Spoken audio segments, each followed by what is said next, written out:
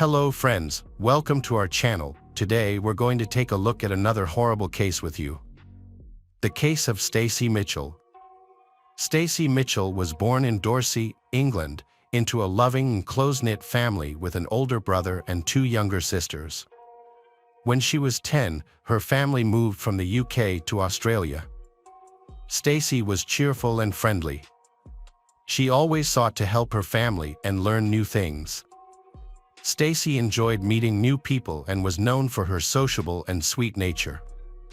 As she entered her teenage years, Stacy became friends with two older girls, Jessica and Valerie, through a mutual friend. Jessica was 19 and Valerie was 21. Stacy was drawn to them because they were different from her other friends. Valerie was interested in the vampire subculture and claimed to have been drinking blood since she was 10, starting with her own and later trying someone else's. As Stacy entered her teenage years, she started to argue with her parents more often and lost interest in playing with her younger sisters. After these arguments, she would feel hurt for a long time or isolate herself in her room, believing her parents didn't understand her. On December 7, 2006, Stacy turned 16 and made the decision to run away from home. When teens run away, police often reassure and calm their parents by explaining that their children are growing up and need time with friends. They often tell parents that their children will eventually return home and that there is no need to panic about their safety. Although Stacy's parents loved her and worried about her, they did not react strongly when she left.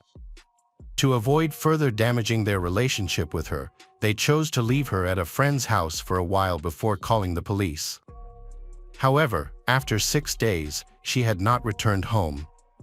This worried her family and they reported her missing to the police on December 13, 2006. Stacy had previously planned to move in with her new friends, Jessica and Valerie, who were both older than her. They rented a spacious house in the suburbs with their boyfriends. They generously offered her a spare bedroom for only $20 a week. On December 14th, Stacy moved into her friend's house.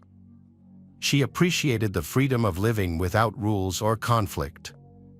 Since her friends were older, she felt confident that they could help her if she needed it. Stacy was then officially reported missing for several days, during which time her family continued to search for her and hoped for her safe return. Despite their disagreements, her parents loved her and wanted the best for her. After searching for Stacy, her parents found her and were able to contact her on December 17, 10 days after she left. During their phone call, Stacy informed them of her whereabouts. In an effort to improve their relationship, her parents chose not to force her to come home immediately. They wanted to rebuild trust and avoid making her feel pressured or uncomfortable. After the conversation, Stacy assured her parents that she would be home the next day. It was agreed that she would stay with her friends one more night before going home. Her parents arranged to meet her at the train station. However, when Stacy's parents arrived at the train station the next day, Stacy was not there. They thought that perhaps she had changed her mind about going home or just didn't want to come with them. They waited to make sure Stacy wasn't late, but in the end, they went home, unable to understand what had happened. After Stacy did not show up, her parents provided the police with all the details about where she said she was staying, including the names of the people she was with. Unfortunately, her parents' worst fears came true just a few days later. On December 21st, a body was discovered and confirmed to be Stacy's. Her body was located inside a large rolling plastic trash can behind a house. The truth about Stacy's murder shocked her family and friends. They discovered that her new friends had planned to kill her just one day after she arrived at their home. Stacy's upbeat attitude and belief that, as older friends, Valerie and Jessica would help her. Stacy often walked around the house in her underwear and frequently entered Jessica and Valerie's room, which angered her friends. Stacy's behavior became a problem for them. Another roommate, David, added to the tension by telling Jessica and Valerie that Stacy made negative comments about his friends and judged their actions. In response, Valerie suggested that they should not let anyone interfere in their lives and decided that they needed to find a way to eliminate the problem with Stacy. However, instead of simply asking her to leave, they considered a darker solution, which was to kill her. The friends began discussing their plan to kill Stacy and informed David of their intentions. David said that on December 17th, he found Jessica crushing glass in a stone bowl in the laundry room. When he asked what she was doing, Jessica frankly explained that they intended to mix the glass into Stacy's food. David expressed his concerns, saying that this method would cause Stacy to die a painful and prolonged death.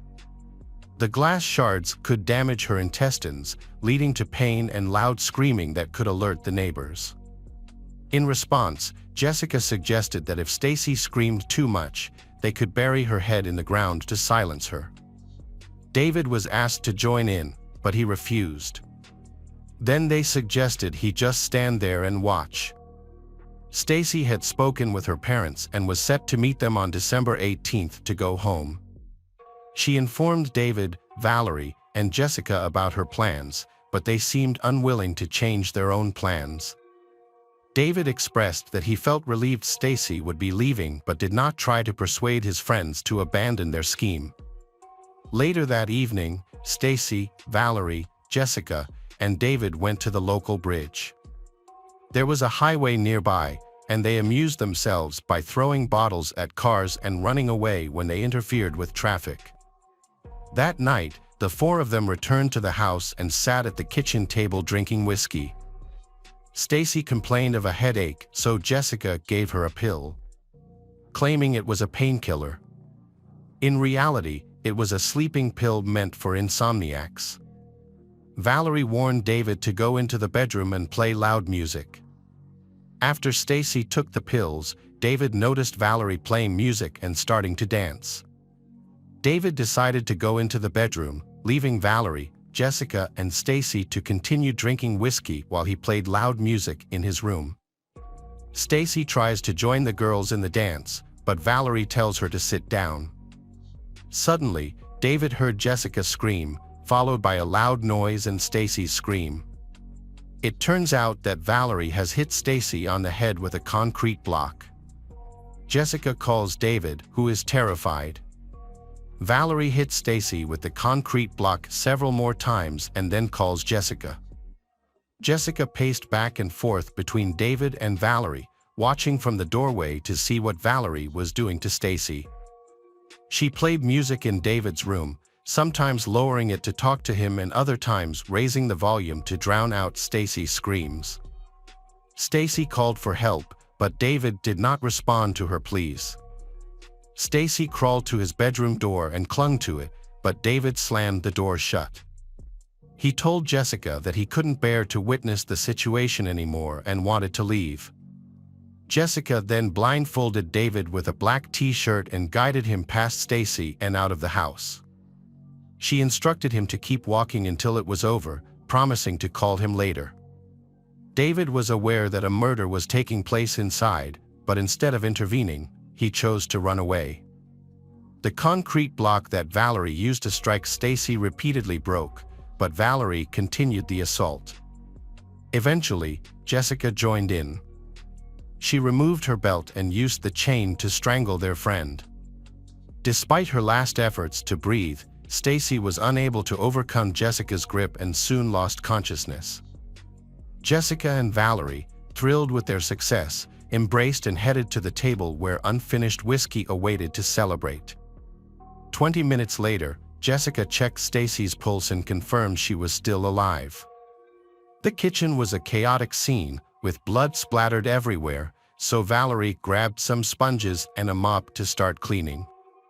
After about 30 minutes, Jessica checked Stacy's pulse again, but this time the girl had died.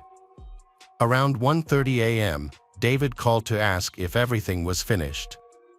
Jessica replied that Stacy was dead, but they needed more time to clean up, so she suggested David walk around for a couple more hours.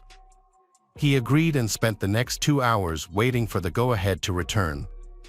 The two friends started cleaning up, and surprisingly, they recorded the entire murder on video. While drinking and tidying up, they laughed and made fun of Stacy's accent. Jessica filmed herself laughing and dancing as she cleaned, with Stacy's body on the floor. At 3:20 a.m., Jessica called David to let him know the house was still a bit messy, but he could come over. He was blindfolded again and brought into the room. By that time, Valerie and Jessica had already moved Stacy's body and hidden it in a dumpster behind the house. They then planned how to dispose of it. In the morning, they went to a local hardware store with David to look for a chainsaw and some shovels. On December 21st, police arrived at Jessica and Valerie's home. Jessica escaped by running out the door, while Valerie stayed inside and gave the police a false name. She and David claimed that Stacy had abandoned them and that they did not know her whereabouts. 3 hours later, after discovering Valerie's real name, the police returned to the house. This time, only David was present, and he confessed that Valerie and Jessica had killed Stacy and revealed the location of her body, which was in a plastic wheelie bin behind the house. After the three were arrested and taken to prison, Valerie was placed in a cell with an inmate named Rochelle Van Roos, with whom she conversed about various topics. Rochelle later recounted hearing Valerie tell a story about murdering a young girl.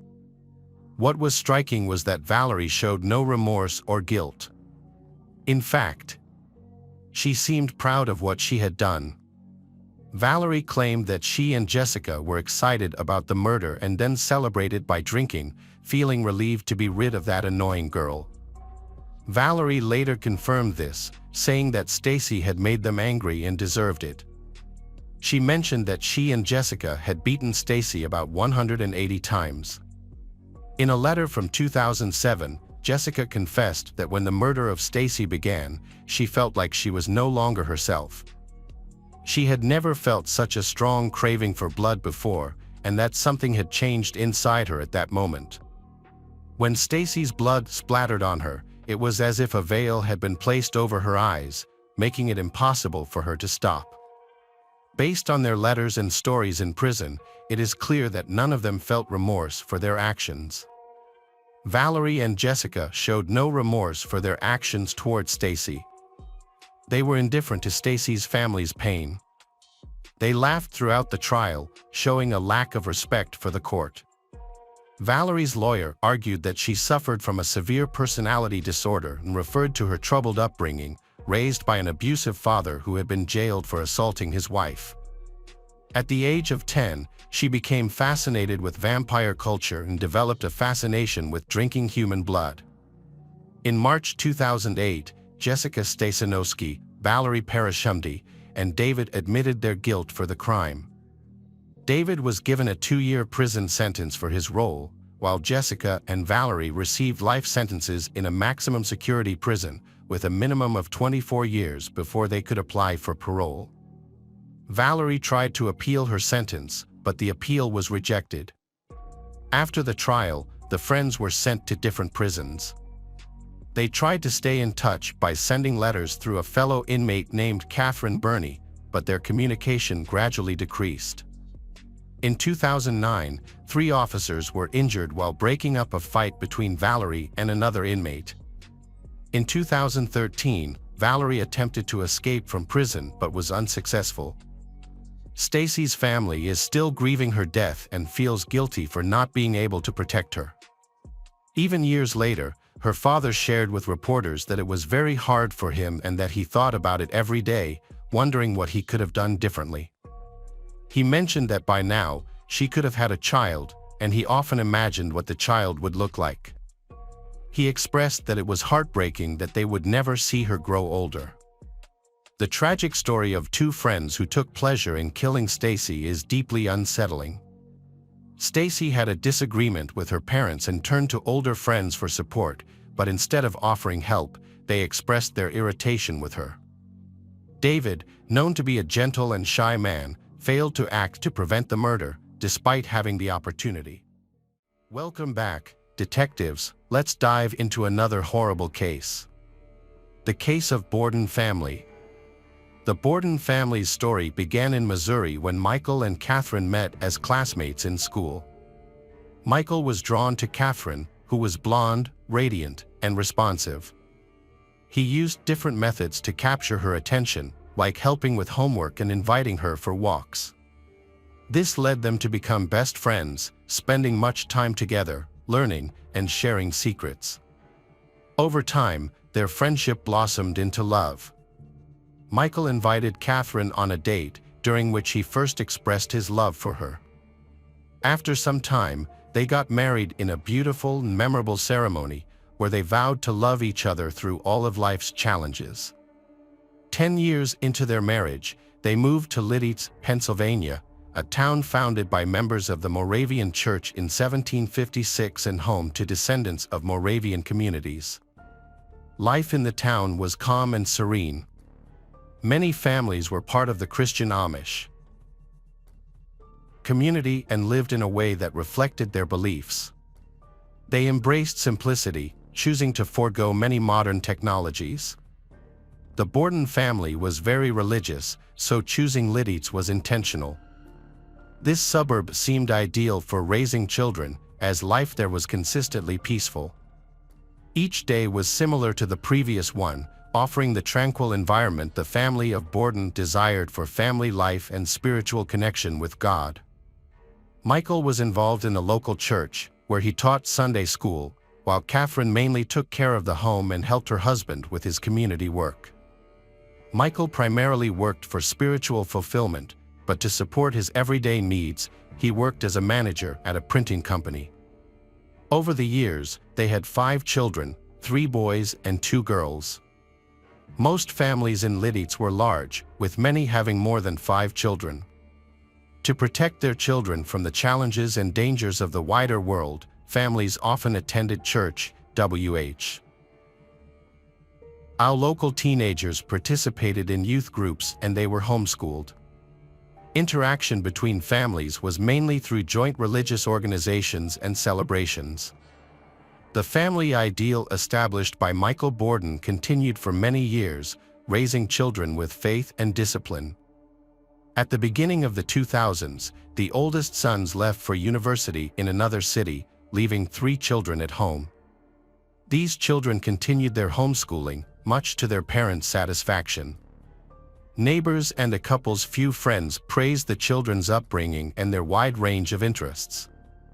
Kara, Caitlin, and Daniel were known for being exemplary, kind, and responsive, although this wasn't always the case. However, when Kara, the eldest daughter, hit her teenage years, she totally shook up the family traditions. Against her father's wishes, she started playing for the local soccer team, sneaking out to nightclubs, and doing everything she used to be forbidden from doing. Her behavior affected her father. Long talks and guidance just couldn't get through to Kara. Arguments became frequent and often led to her running away. She openly showed interest in boys and sought out relationships. In 2005, David Ludwig, who was 18, and Kara Borden, who was 14, met in a support group for students with homeschooling issues. They were both quickly formed a close friendship, unbeknownst to their parents. They decided to create social media profiles to communicate secretly. Their exchanges were frequent and emotional, and they used encoded messages to keep their conversations hidden for as long as possible. After some time, exchanging letters was no longer sufficient, so they started meeting in secret. Initially, they took walks in quiet, secluded areas around the city. Gradually, their friendship turned into a romantic relationship. They began sneaking out at night to go to discos and stayed together until morning. David, being older, had already experienced first love and heartbreak. Kara, on the other hand, was so young that her emotions were overwhelming. Kara was very young, so her emotions were intense.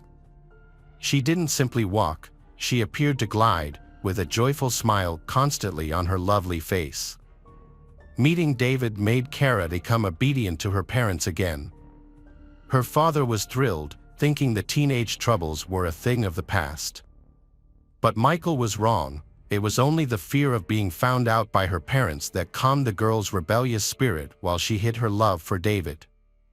This saddened Kara a lot, as she knew how her parents would react to relationships at such a young age. Since childhood, they had instilled very different ideas about the possible love between a man and a woman, trying to protect her from that reality for as long as possible. Fearing her parents' negative reaction, they guarded their secret very carefully, but sooner or later, all secrets come to light. One day, Kara couldn't hold back any longer and shared her secret with her sister. She showed her a photo of David and explained how their relationship started, expressing how deeply in love they were and their determination to be together against all odds. They were even ready to elope. Worried for Kara's safety, her sister told their mother about the elopement plans, revealing the secret of them.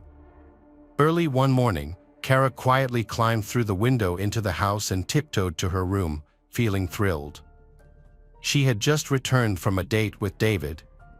However, when she entered her room, she froze. Her mother was sitting on her bed, and the situation became pressured without a word being spoken. After breakfast, Kara's parents told her she was not allowed to have any relationship with the young man. Her parents were upset because they had tried to protect their children from violence, drugs, and other negative influences, and they couldn't believe this had happened. Kara's father was so angry and disappointed that he wouldn't let her leave her room that night. However, Kara spent the night at David's house instead. At 5:30 a.m., David dropped her off near her home. They had agreed that Kara would text him as soon as she safely returned to her room. But the message never came. David called her home several times and sent a few messages on social media. An hour later, Kara told him she had been caught and asked him to come over so her parents could talk to him. David arrived on time for the meeting. The conversation started with Kara's father expressing strong anger and forbidding David from seeing his daughter. Kara's parents held very conservative values and were firmly against her having relationships at such a young age. The father's heart was unmoved by David's words of love. He warned David that if he saw him with Kara again, he would report him to the police for being involved with a minor. Despite the long and emotional discussion, it ended without resolution. Kara was locked in her room once more, and David left empty. Indeed. He got into his old car and drove away, crying for the first time over a girl, or perhaps because he felt he wasn't taken seriously. The separation was very difficult. The lovers struggled with being apart and couldn't handle it, so they decided to deceive everyone. They pretended to break up to meet Kara's father's demands but continued their secret love affair. In public or at church, they acted like ex-lovers and didn't even acknowledge each other. Kara's parents felt reassured, believing they had safeguarded their daughter from a rash decision. David missed Kara deeply. In the evenings, he read Shakespeare, dreaming of serenading her openly like Romeo. However, like in the Capulet and Montague story, the lovers couldn't reconcile their families to win their approval. David Ludwig took determined steps regarding his relationship with Kara. He called her home to arrange a meeting with her father, intending to discuss their plans to marry. On November 13, 2015, David arrived at the Borden residence to speak with Michael, Kara's father. He expressed his love for Kara, their ongoing relationship, and their intention to get married. Michael dismissed the idea, saying it would never happen. Expecting such a reaction, David, driven by anger, pulled out a handgun and shot Michael in the back as he was heading to the front door. David then went to find Kara's mother, Catherine, and shot her while she was sitting in a chair. David searched the house for Kara, calling her name, but he couldn't find her. Later, as he was driving away, he saw Kara running towards him down the road. She got into the car and told David she wanted to leave, get married, and start a new life far away. They fled the city in David's red car. But why would a 14-year-old girl run away with someone who had just been so brutal? Wasn't she shocked and scared? Both were seen as good kids. How did they become criminals? Kara Borden went missing for 24 hours after her parents, Michael and Catherine Borden, were found dead. After examining surveillance footage, the police tracked the teenagers. The footage showed that Kara went with David willingly, so the charges of abducting her were dropped against David. Alerts were sent across the east as police in Pennsylvania and Indiana investigated reports of the couple heading west in a red Volkswagen Jetta. On Monday morning, authorities received a tip about a vehicle matching the description parked near a truck stop outside Fort Wayne. However, when the police arrived, the car was gone. State police were alerted, and patrol officers spotted the car on I-70 in Belleville around noon. David Ludwig entered the interstate and led them on a 5-mile chase, reaching speeds of 90 to 95 miles per hour on a 2-lane highway. State Trooper Alex, who participated in the pursuit, described David as extremely reckless and dangerous, causing multiple accidents like scenes from an action movie. The saga of the runaway lovers became a major national news story. Television broadcasts showed the capture of the teenage fugitives after the boy had killed his girlfriend's parents and fled with her. It was revealed that David and Kara planned to escape far away, get married, and start a new life. The district attorney announced that the earlier Kara abduction charge against David would be dismissed, but the charges for the deaths of Michael and Catherine would continue. After the incident, David and Kara fled together and were on the run from the authorities for about 28 hours before being captured in Indiana. Kara did not face any charges. David was held without bail on charges of murder and abduction. Kara was placed under the care of relatives and church members. David Ludwig was arrested on November 14, 2005, after a high-speed chase that ended when his vehicle crashed into a tree.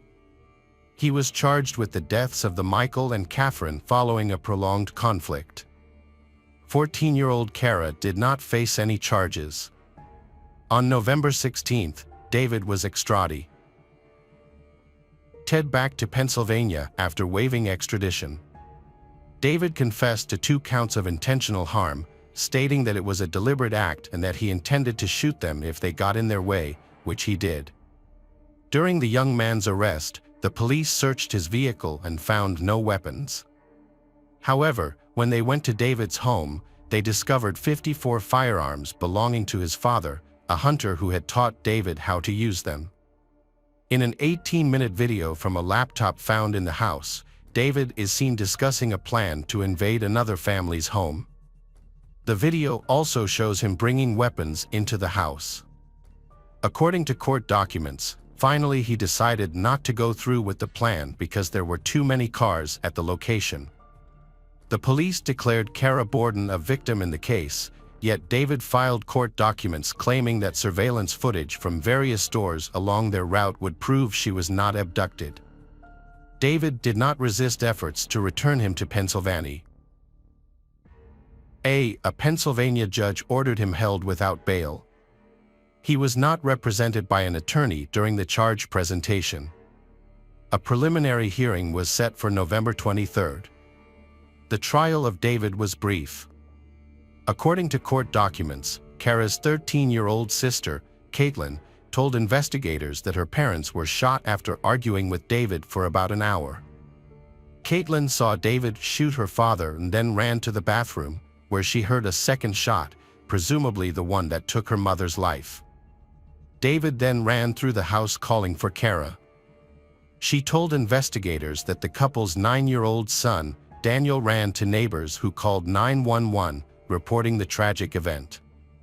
In June 2006, David entered a plea agreement with District Attorney Donald R. Totaro, who had sought the death penalty as punishment. David pleaded guilty to 2 counts of first-degree perpetrating, among other charges, and was immediately sentenced to 2 consecutive life in prison sentences. He was also ordered to pay $125,000 in restitution. Since 2006, Kara has been under guardianship represented by legal counsel. In a written statement published on November 22, 2005, the abduction charge against David was dropped, with the court concluding that Kara left with David of her own free will. David's lawyer reportedly stated that Kara voluntarily accompanied David during their journey through 3 states, and surveillance recordings showed that Kara had ample opportunity to escape. Kara admitted that she ran after David as he left her house. She simply wished to marry her beloved David. Kara has been identified as a victim in this tragic situation, and thus the District Attorney of Lancaster County did not levy any criminal charges against her. Her actions alongside David's during the investigation and the digital trail of emails, blogs, and texts they left behind contributed to this decision. At a solemn memorial service held at Lancaster Bible College, Kara, amidst her siblings, mourned her pair. NTS. The Borden family's neighborhood showed its respect and remembrance by adorning mailboxes with white ribbons. The loss left 5 children without the guidance and love of their parents. George Landis, an elder from the Monterey Chapel, reflected on the incident by saying that the purpose behind such loss is known only to God, reassuring that Michael and Catherine are in a better place. Vera Zimmerman, 50, familiar with the Borden family and David's mother for 7 years, remarked on the upbringing of the children, pointing out that a lapse in judgment led to the unfortunate events. David's appeal for release was finally denied by the State Appeals Court, as reported by the Lancaster County District Attorney's Office after his sentencing on June 20. David underwent several evaluations at Camp Hill before being transferred to a state prison in Indiana County, where he began serving his life sentence for the murder of his girlfriend's parents. The tragic case of the Borden family serves as a haunting reminder of how seemingly innocent relationships can spiral into devastating consequences. What began as a story of young love evolved into a dark tale of rebellion, betrayal, and violence, leaving an entire family shattered and 2 lives forever altered. The aftermath of this heartbreaking event highlights the fragility of trust, the dangers of secrecy, and the far-reaching impact of a single, catastrophic decision. Hello friends, welcome to our channel. Today we're going to take a look at another horrible case with you. The case of Sarah Yarborough. Sarah Yarborough was born on June 12, 1975, in Portland. Her family soon moved to Federal Way, a suburb near Seattle. Sarah had 2 siblings and shared a special bond with her youngest brother. From an early age, she loved music and ballet. She was dedicated to her studies, aiming to get into a good university. Her academic success allowed her to visit New Zealand twice through a school program. She later became a cheerleader at her high school and had many friends.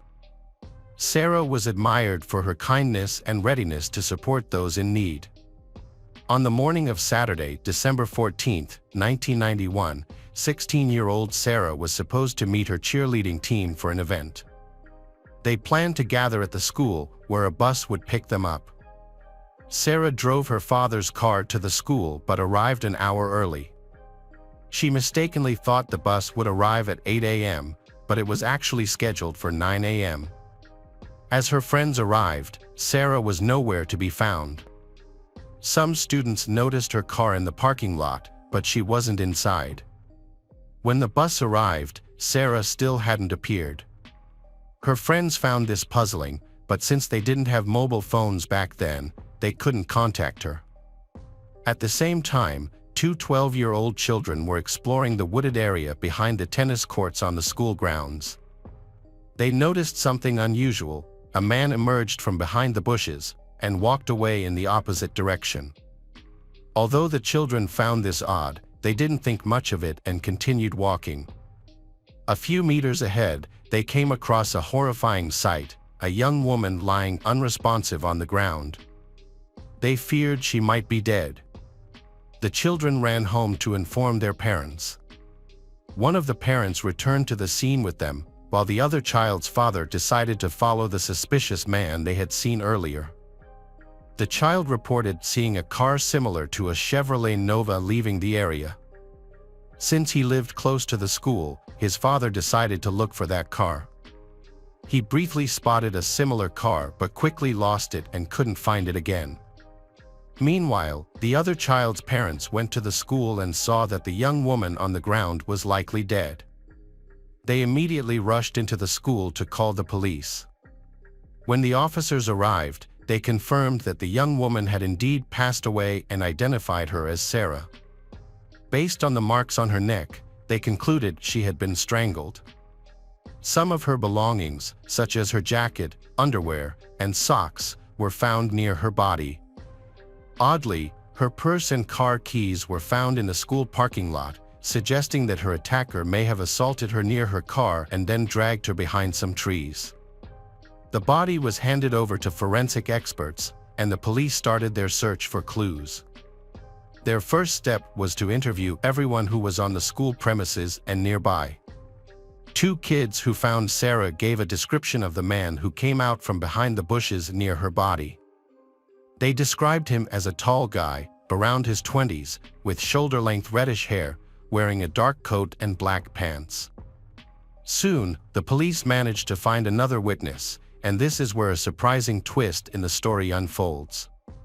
According to the man, he went for a run and noticed something unusual in the woods. He saw a girl lying near the bushes with a man standing over her. At first, the girl didn't move, and the man thought they were a couple being intimate. A few minutes later, running back the same way, he saw both of them still there. He didn't think a serious crime was happening. The man later told the police he had recently moved to the United States and wasn't familiar with typical behavior in the country. However, he was able to give a rough description of the man, which matched what the children who found the body described. Investigators spoke with many people who had been near the school but did not uncover any new leads.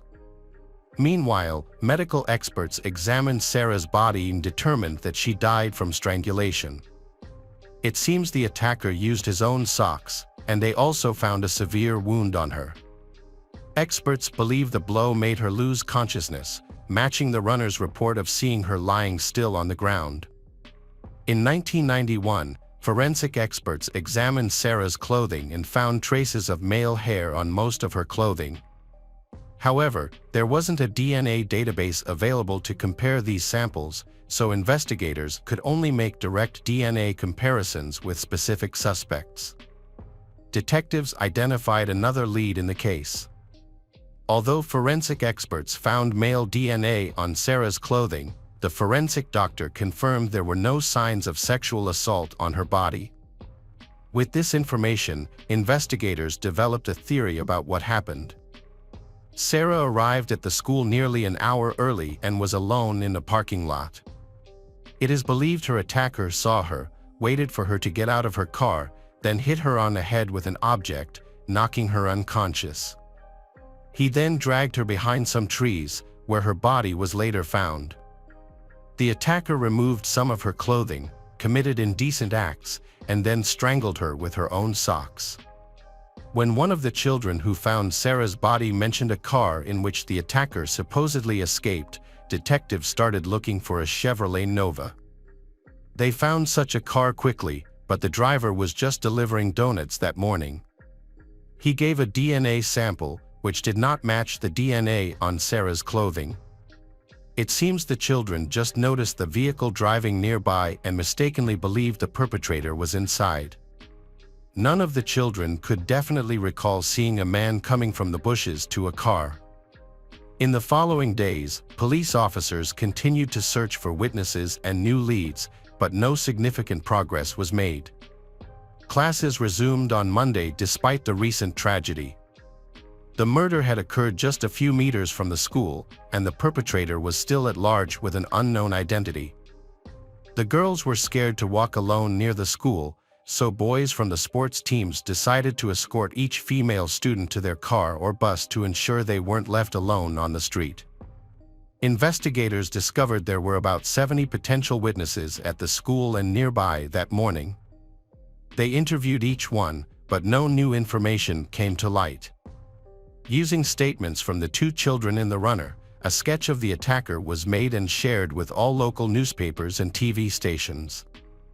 The story gained significant media attention, resulting in the police receiving hundreds of tips in the following weeks. Investigators thoroughly followed up on each tip, but none led to any breakthroughs. At one moment, they found a potential suspect who resembled the attacker's description and had a criminal history. However, this lead also proved fruitless because the suspect's DNA did not match the sample from the victim's clothing. The case remained inactive for months. The police received 4,000 tips and tried to follow up on each one, but the local police department didn't have enough resources to manage all the information. Additionally, time was against them because new cases demanded the investigators' attention every month. When Sarah's family found out that the police didn't have enough resources to handle all the tips, they decided to help in any way they could. One family member worked for a technology company and persuaded the company to lend the police department a powerful computer worth $150,000, which was a lot of money in the 1990s. The company agreed, and the police used this computer to store all the tips in one place, process them quickly, and organize them for easy access. Unfortunately, despite their efforts, each tip went nowhere, and there was no progress in the following years. 2 years later, Sarah's classmates graduated. Before their graduation, they decided to honor her by raising a substantial amount of money to build a memorial. This memorial was a bench with Sarah's belongings cast in metal. Next to these items, there was a photo of her dog reaching for her purse. Over the years, the case was occasionally reopened, and all available evidence was re-examined, but the outcome remained unchanged. The perpetrator was still not found. During this time, the police interviewed several thousand people and collected DNA samples from nearly 300 potential suspects, but all efforts were unsuccessful. In 2011, 2 decades after the murder, a detective decided to use modern technology. He learned about a company specializing in genetic genealogy. The detective reached out and asked if they could find relatives of the person whose DNA was found on the victim. The experts accepted the challenge, but they were unsuccessful. At that time, genetic genealogy was in its early stages, and the experts faced limitations in what they could do. For example, they were unable to search for both male and female relatives within the same sample. If they had a man's DNA, they could only look for connections with other men, and the same applied to women. Additionally, they encountered legal challenges due to laws that restricted using genetic data samples to identify relatives of suspects. Nonetheless, their efforts produced some interesting outcomes. The detectives contacted a research team that had been working for years on mapping the genetic lineage of the first people who arrived in the United States from Britain on the Mayflower in 1620. After analyzing the DNA of Sarah's attacker, they found he was related to one of the ship's passengers, Robert Fuller. However, tracing him through this lineage was almost impossible, particularly given the challenges of those times. While the Mayflower carried just over 100 passengers, their descendants now number more than 25 million. Secondly, the detective didn't realize that he had turned Sarah's case into the first of its kind. Although his initial attempt was unsuccessful, it was the first crime to be attempted to solve with the help of genetic genealogy. The detective tried to use the available information and tracked down several men with the last name Fuller who lived in the area of the city at the time of Sarah's murder. He found photos of them and met with the only witnesses, a jogger and 2 men who had found the body when they were kids. Unfortunately, none of them recognized the killer in the photos. The detective retired in 2017, and a new team of investigators took over the case. They contacted the company that had been analyzing the DNA sample from the assailant since 2011. By that time, DNA analysis technology had improved significantly, and the experts agreed to attempt to trace the assailant's ancestry. It took them 2 years of meticulous work using public databases to identify even distant relatives of the assailant. They then manually traced these relatives' family connections to people who lived around the time of Sarah's death. In total, they had to rule out several thousand people before finally making a breakthrough. In September 2019, investigators identified 2 new potential suspects, brothers Edward and Patrick Nicholas, who were found to be descendants of Robert Fuller through DNA evidence. Experts concluded that a DNA sample from Sarah's clothing likely belonged to one of these brothers. At the time of the murder, Edward was 33 and Patrick was 27. The older brother, Edward, had a long history of violent crimes and had served time in prison. His DNA was already in the FBI database, so he could not have been involved in Sarah's murder. If he were the perpetrator, his DNA would have matched back in the 1990s. The younger brother, named Patrick Nicholas, had also been arrested several times by the police for violent crimes, including those against minors. However, this happened before DNA samples from those criminals were added to the database. The detectives put the man under surveillance immediately. Patrick lived in a neighboring city called Wellington. The police had been following him for 2 days, and soon an opportunity arose. One day, Patrick went to the laundromat, and while waiting for his clothes to wash, he stepped outside to smoke and threw a cigarette butt on the ground. An officer quickly collected it in an evidence bag and returned to his car. When Patrick stepped out to smoke again, a cloth handkerchief fell from his pocket. The officers picked it up, deciding to keep the handkerchief as a backup in case experts couldn't extract a DNA sample from the cigarette butt. The forensic experts successfully collected samples from all the items. The next day, they informed the detective that Patrick's DNA perfectly matched the traces found on Sarah's clothing from 1991. The judge quickly issued an arrest warrant for the man, and the police detained him. It took investigators 5 days to confirm his identity before they formally charged him with murder. When his background was leaked to the media, many questioned why someone with such a criminal history had not been considered a suspect for the past 28 years. At 19, Patrick Nicholas approached a young woman, got into her car, and attempted to assault her. The victim managed to escape by jumping into a river and swimming a long distance to reach safety. He has a criminal record. Patrick served a 4-year prison sentence before being released. In 1994, he was arrested again for attempting to assault a minor. Although he was detained, his DNA was not entered into any database. This was because the charge at the time was not considered serious enough to warrant DNA collection, and the police did not encounter his name for 30 years. Additionally, he was not mentioned in any of the 4,000 leads generated over the years. Genetic genealogy experts couldn't link him to Robert Fuller because Patrick's biological lineage had been adopted, and he grew up with a different surname. One of the men who found Sarah's body as a child in 1991 immediately recognized Patrick as the killer. He confessed that the event had profoundly impacted him, especially since he was only 12 years old when they found the body and the killer had seen him. For years, he lived in fear that the murderer might come after him. It wasn't until Patrick was arrested that he finally felt safe. Patrick's trial started in 2023. He claimed he was innocent, and his lawyer tried to dispute the main evidence, which was DNA. The lawyer argued that finding Patrick's DNA on the victim's clothing didn't prove his guilt, but this argument was dismissed.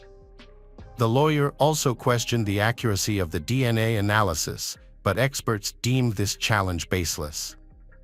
In the end, Patrick was convicted of first-degree murder without premeditation.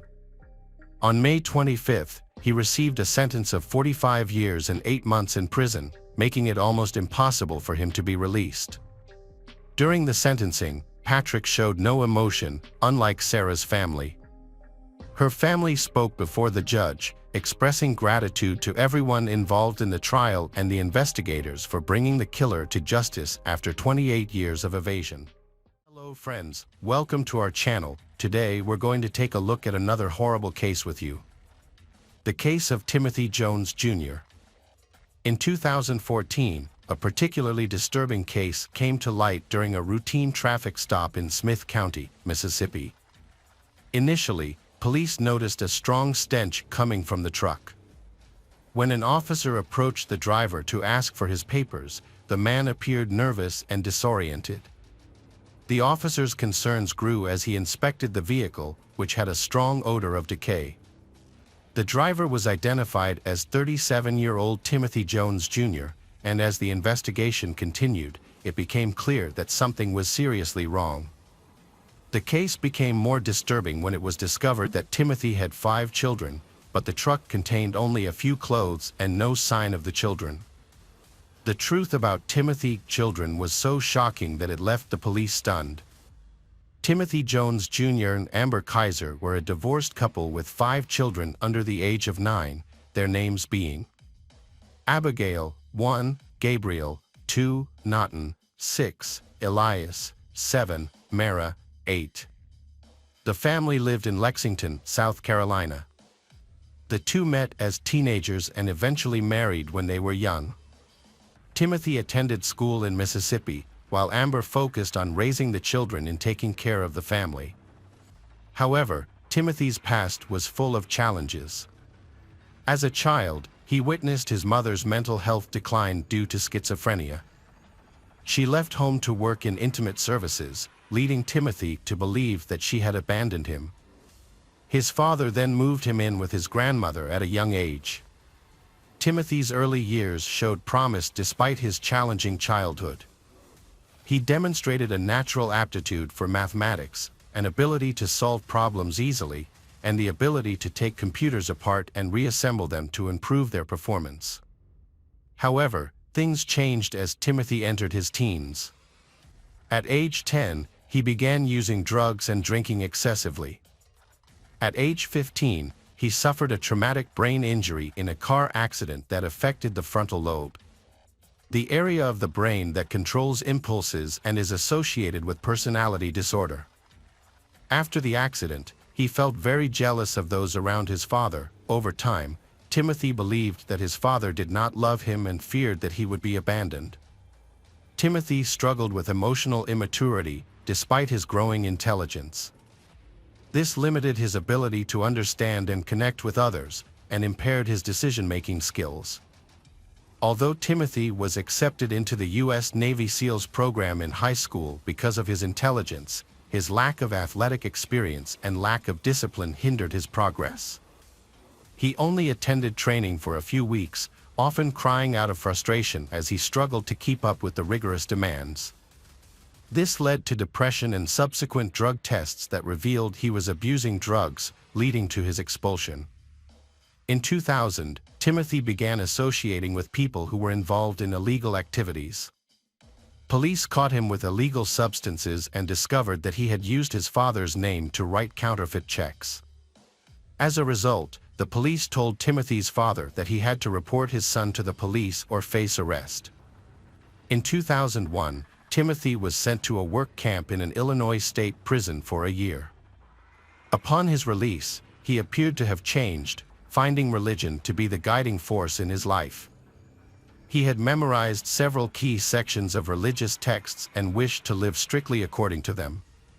Timothy met his wife, Amber, while working at a theme park in Chicago. In 2004, he invited her to his Pentecostal church. Within weeks, they decided to get married. At the time, Amber was 19 and Timothy was 22. As they settled into married life, Amber realized that the church had very strict rules for women, including not being allowed to cut their hair, dress, wear makeup, or wear jewelry. Timothy, who was very devoted to the church, also believed in the traditional role of women as submissive partners and expected them to focus on having children, following the biblical command to be fruitful and multiply. The couple soon had 3 children: Mara, Elias, and Naughton, each born a year apart. After moving to Mississippi, Timothy attended State University, where he earned a degree in computer science and engineering with highest honors. Things seemed to be going well for him. He landed a job as a computer chip maker at Intel, which Amber saw as her ticket to a better life. After living in student housing in Mississippi, she dreamed of raising 3 children in a larger home and even considered hiring a nanny. Unfortunately, things didn't go as planned. Timothy chose to buy an old trailer off a dirt road in Red Bank because he dreamed of living on a farm. He bought animals to raise, and Amber stayed home with the children and animals in this isolated area. By 2012, the family had 2 more children, Gabriel and Abigail. He wanted Amber to homeschool the children, even though she only had a high school education. Amber felt increasingly isolated without her family and Timothy's family in Mississippi. She felt inferior to her intelligent and educated husband. Tensions rose when Timothy accused Amber of having an affair with a neighbor, causing their marriage to deteriorate. They began to consider divorce. In an effort to gain full custody of the children, Timothy told his divorce attorney that he was capable of raising the children on his own. Amber, without a lawyer and unsure of what to do, felt she had no choice but to agree to leave the children with their father, as she was unemployed and uneducated, and felt she had nothing to offer them. Timothy's marriage ended and his life spiraled out of control. He began using drugs and alcohol again, which worsened his mental health. Unable to balance work and family, he hired a babysitting service. The first 2 nannies said that Timothy's house was very clean and he seemed very devoted to his children. He then changed his services and hired 17-year-old Crystal, who had a young daughter. The nanny quickly became his lover. As their relationship deepened, Timothy attempted to control Crystal by forcing her to follow church customs, including wearing long dresses and growing her hair long. He also insisted that she submit to him, treating him as her superior. Crystal refused to comply with Timothy's demands, which quickly caused their relationship to deteriorate. Crystal quit her job after witnessing him beating her young daughter and his extremely harsh treatment of his own children. Timothy believed that punishing children was necessary for their safety and often made them stand on their toes for hours as a form of discipline. After Crystal left, Timothy hired a new nanny, who quickly noticed major changes in Timothy's behavior and home environment. The once clean house was now littered with trash, dirty clothes, and cockroaches. Over time, Timothy's behavior became increasingly aggressive, leading to daily punishment of the children. He also severely restricted their diet to oatmeal throughout the day and only fed them 1 meal a day. A turning point came in August 2014 when a nanny contacted South Carolina Social Services to report severe abuse and neglect in the home. She described the lack of food and the physical abuse the children endured. The abuse was so severe that teachers at the elementary school where the older children attended had reported it to the family months earlier. The school had previously required Timothy to sign a written promise that he would never abuse or hit his children again, as they often came to school with bruises. When asked about the injuries, the children said their father would grab them by the neck and slam them against the wall. On Thursday, August 28, 2014, Timothy picked up the 3 older children from elementary school, followed by the 2 younger children from a babysitter. That evening, around 7 p.m., Timothy became angry over some broken outlets in their mobile home. He accused his 6-year-old son, Naughton, of breaking the outlets and interrogated him. When Naughton claimed he didn't know anything, Timothy forced the boy to do push-ups and squats, repeating the sequence several times. Each time Naughton slowed down, Timothy whipped the boy with a belt. Throughout the punishment, Amber, Timothy's ex-wife, attempted to call and talk to her children. Calls were made at 7 o'clock, 7:02, 7:05, and 7:09, until 7:10 Timothy finally answered. During the conversation, Nada recounted her punishment, claiming that the broken outlet was an accident. This revelation further angered Timothy, fueling his rage. Timothy ended Amber's call and began mistreating Naughton for hours. The boy became extremely exhausted and dehydrated, and repeatedly begged for the ordeal to end.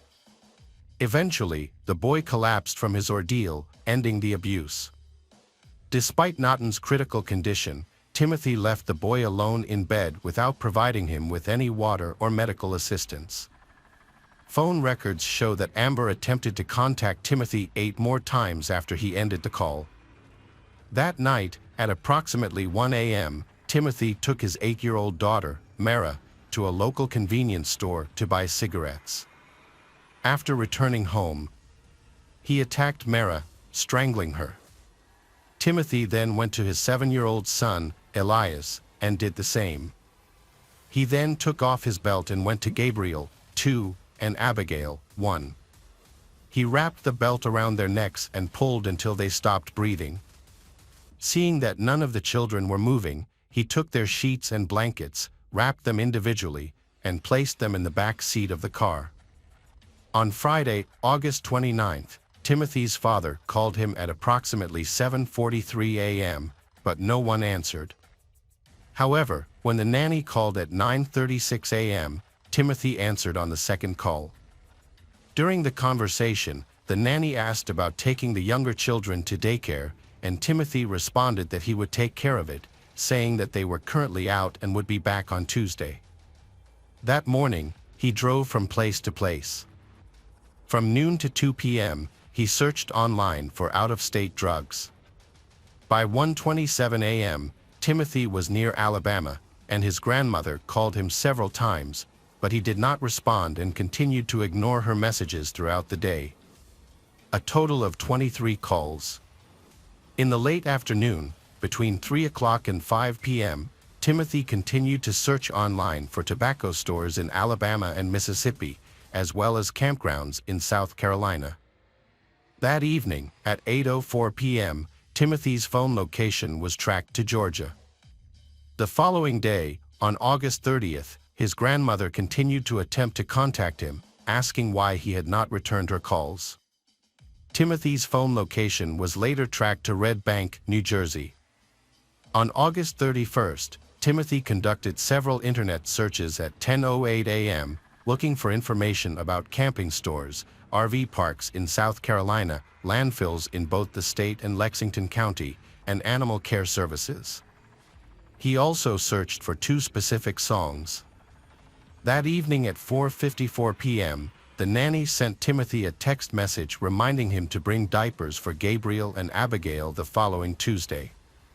About an hour later, Timothy responded to her text message. He informed her that he was leaving South Carolina with the children to start a new life. He also asked the nanny to clean out the trailer and offered to take any belongings she wanted that he left behind. That evening, at 7 p.m., Timothy's ex-wife Amber attempted to contact him by phone, but he did not return her calls. On September 1st, he drove from place to place. The next morning, at 10:35 a.m., he conducted a series of internet searches, including queries about a body in a dumpster, methods for making muriatic acid, camping sites near Colombia, countries without extradition laws, and advice on fleeing when faced with legal problems. Throughout the day, he exchanged text messages with the nanny, who informed him that she had cleaned the trailer. He also received a text message from his employer at Intel, asking when he could come to work. Additionally, Amber attempted to contact him by phone at approximately 6 p.m., but he chose not to respond. On the morning of September 3rd, a coworker attempted to contact Timothy by phone, but he did not answer. Later that day, surveillance footage showed Timothy at a popular store, where he purchased several items, including a saw, muriatic acid, trash bags, a 5-gallon bucket, and safety glasses. The next day, September 4th, Timothy went to a bank at 6:33 a.m. and deposited a check for $3,518. On September 5th, his location was discovered in Louisville, Georgia, although his phone was only activated briefly that day. The bodies had been in the back seat of his car since August 29th, when Timothy dumped his children's decomposing bodies in a rural area of Alabama at 9:14 a.m. on September 6th. He placed them in black plastic trash bags and left them in a clearing in the woods. Later that day, at 7 p.m., Timothy was stopped at a traffic stop in Smith County, Mississippi. An officer approached the vehicle and smelled a foul odor. The carpet inside the vehicle appeared to have been recently cleaned with bleach. The sheriff stopped Timothy and asked him to show his identification and vehicle registration. When asked, the sheriff noticed that Timothy appeared to be under the influence of something. After testing Timothy, the sheriff discovered that he had an outstanding warrant in South Carolina related to child welfare. When asked about the whereabouts of his children, Timothy initially denied having any children. However, he later claimed to have 3 children living in South Carolina. The officers then asked Timothy to provide them with the phone numbers of his father, grandmother, and ex-wife to verify the children's safety. After the calls, officers immediately arrested Timothy. Once in the patrol car, Timothy became distressed and began talking to officers about his actions with his children. Timothy explained that one of his sons had been playing with an electrical outlet, and in a fit of anger and frustration, he grabbed the boy by the neck and choked him. Timothy said he was violent with his other children. He beat one of his sons until the child lost consciousness. When his older daughter witnessed what was happening and intervened, Timothy grabbed her and choked her until she turned purple. He gave conflicting explanations for his actions to police, with Timothy saying that when he saw his son playing with an electrical outlet, he believed the boy was trying to harm him, which led him to kill his son. When asked about his motive, Timothy explained that he killed his children because he heard voices that made him believe they were plotting against him. He also mistakenly believed that death would bring them more happiness in the afterlife. Timothy initially claimed that his son Naughton's punishment had gotten out of hand, leading to his death after overexertion. Timothy then decided to end the lives of his remaining children. Police questioned why Timothy did not call 911 if it was indeed an accident.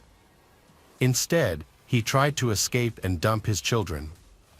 That same day, Timothy led police to the location where the bodies were hidden, and on September 10th, the children's remains were found.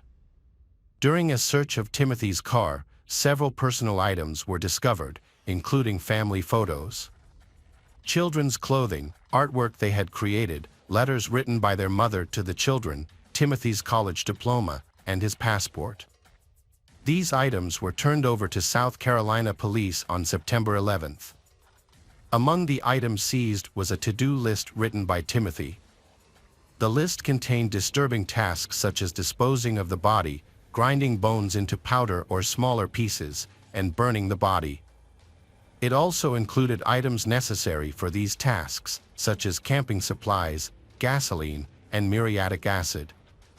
Timothy was arrested on September 13, 2014, and was held in a high-security cell separate from other inmates. While in custody, he underwent multiple evaluations by mental health professionals, including psychiatrists, clinical psychologists, and forensic experts. There are differing opinions among experts who have assessed Timothy's mental state. Some believe he suffered from schizophrenia, bipolar disorder, schizoaffective disorder, or a personality disorder. According to them, his mental condition at the time of the crime may have been worsened by his drug use and a traumatic brain injury when he was 15, which may have led to an underlying mental disorder. These theories were shared with the jury at trial. Other experts, on the other hand, argued that Timothy understood his actions.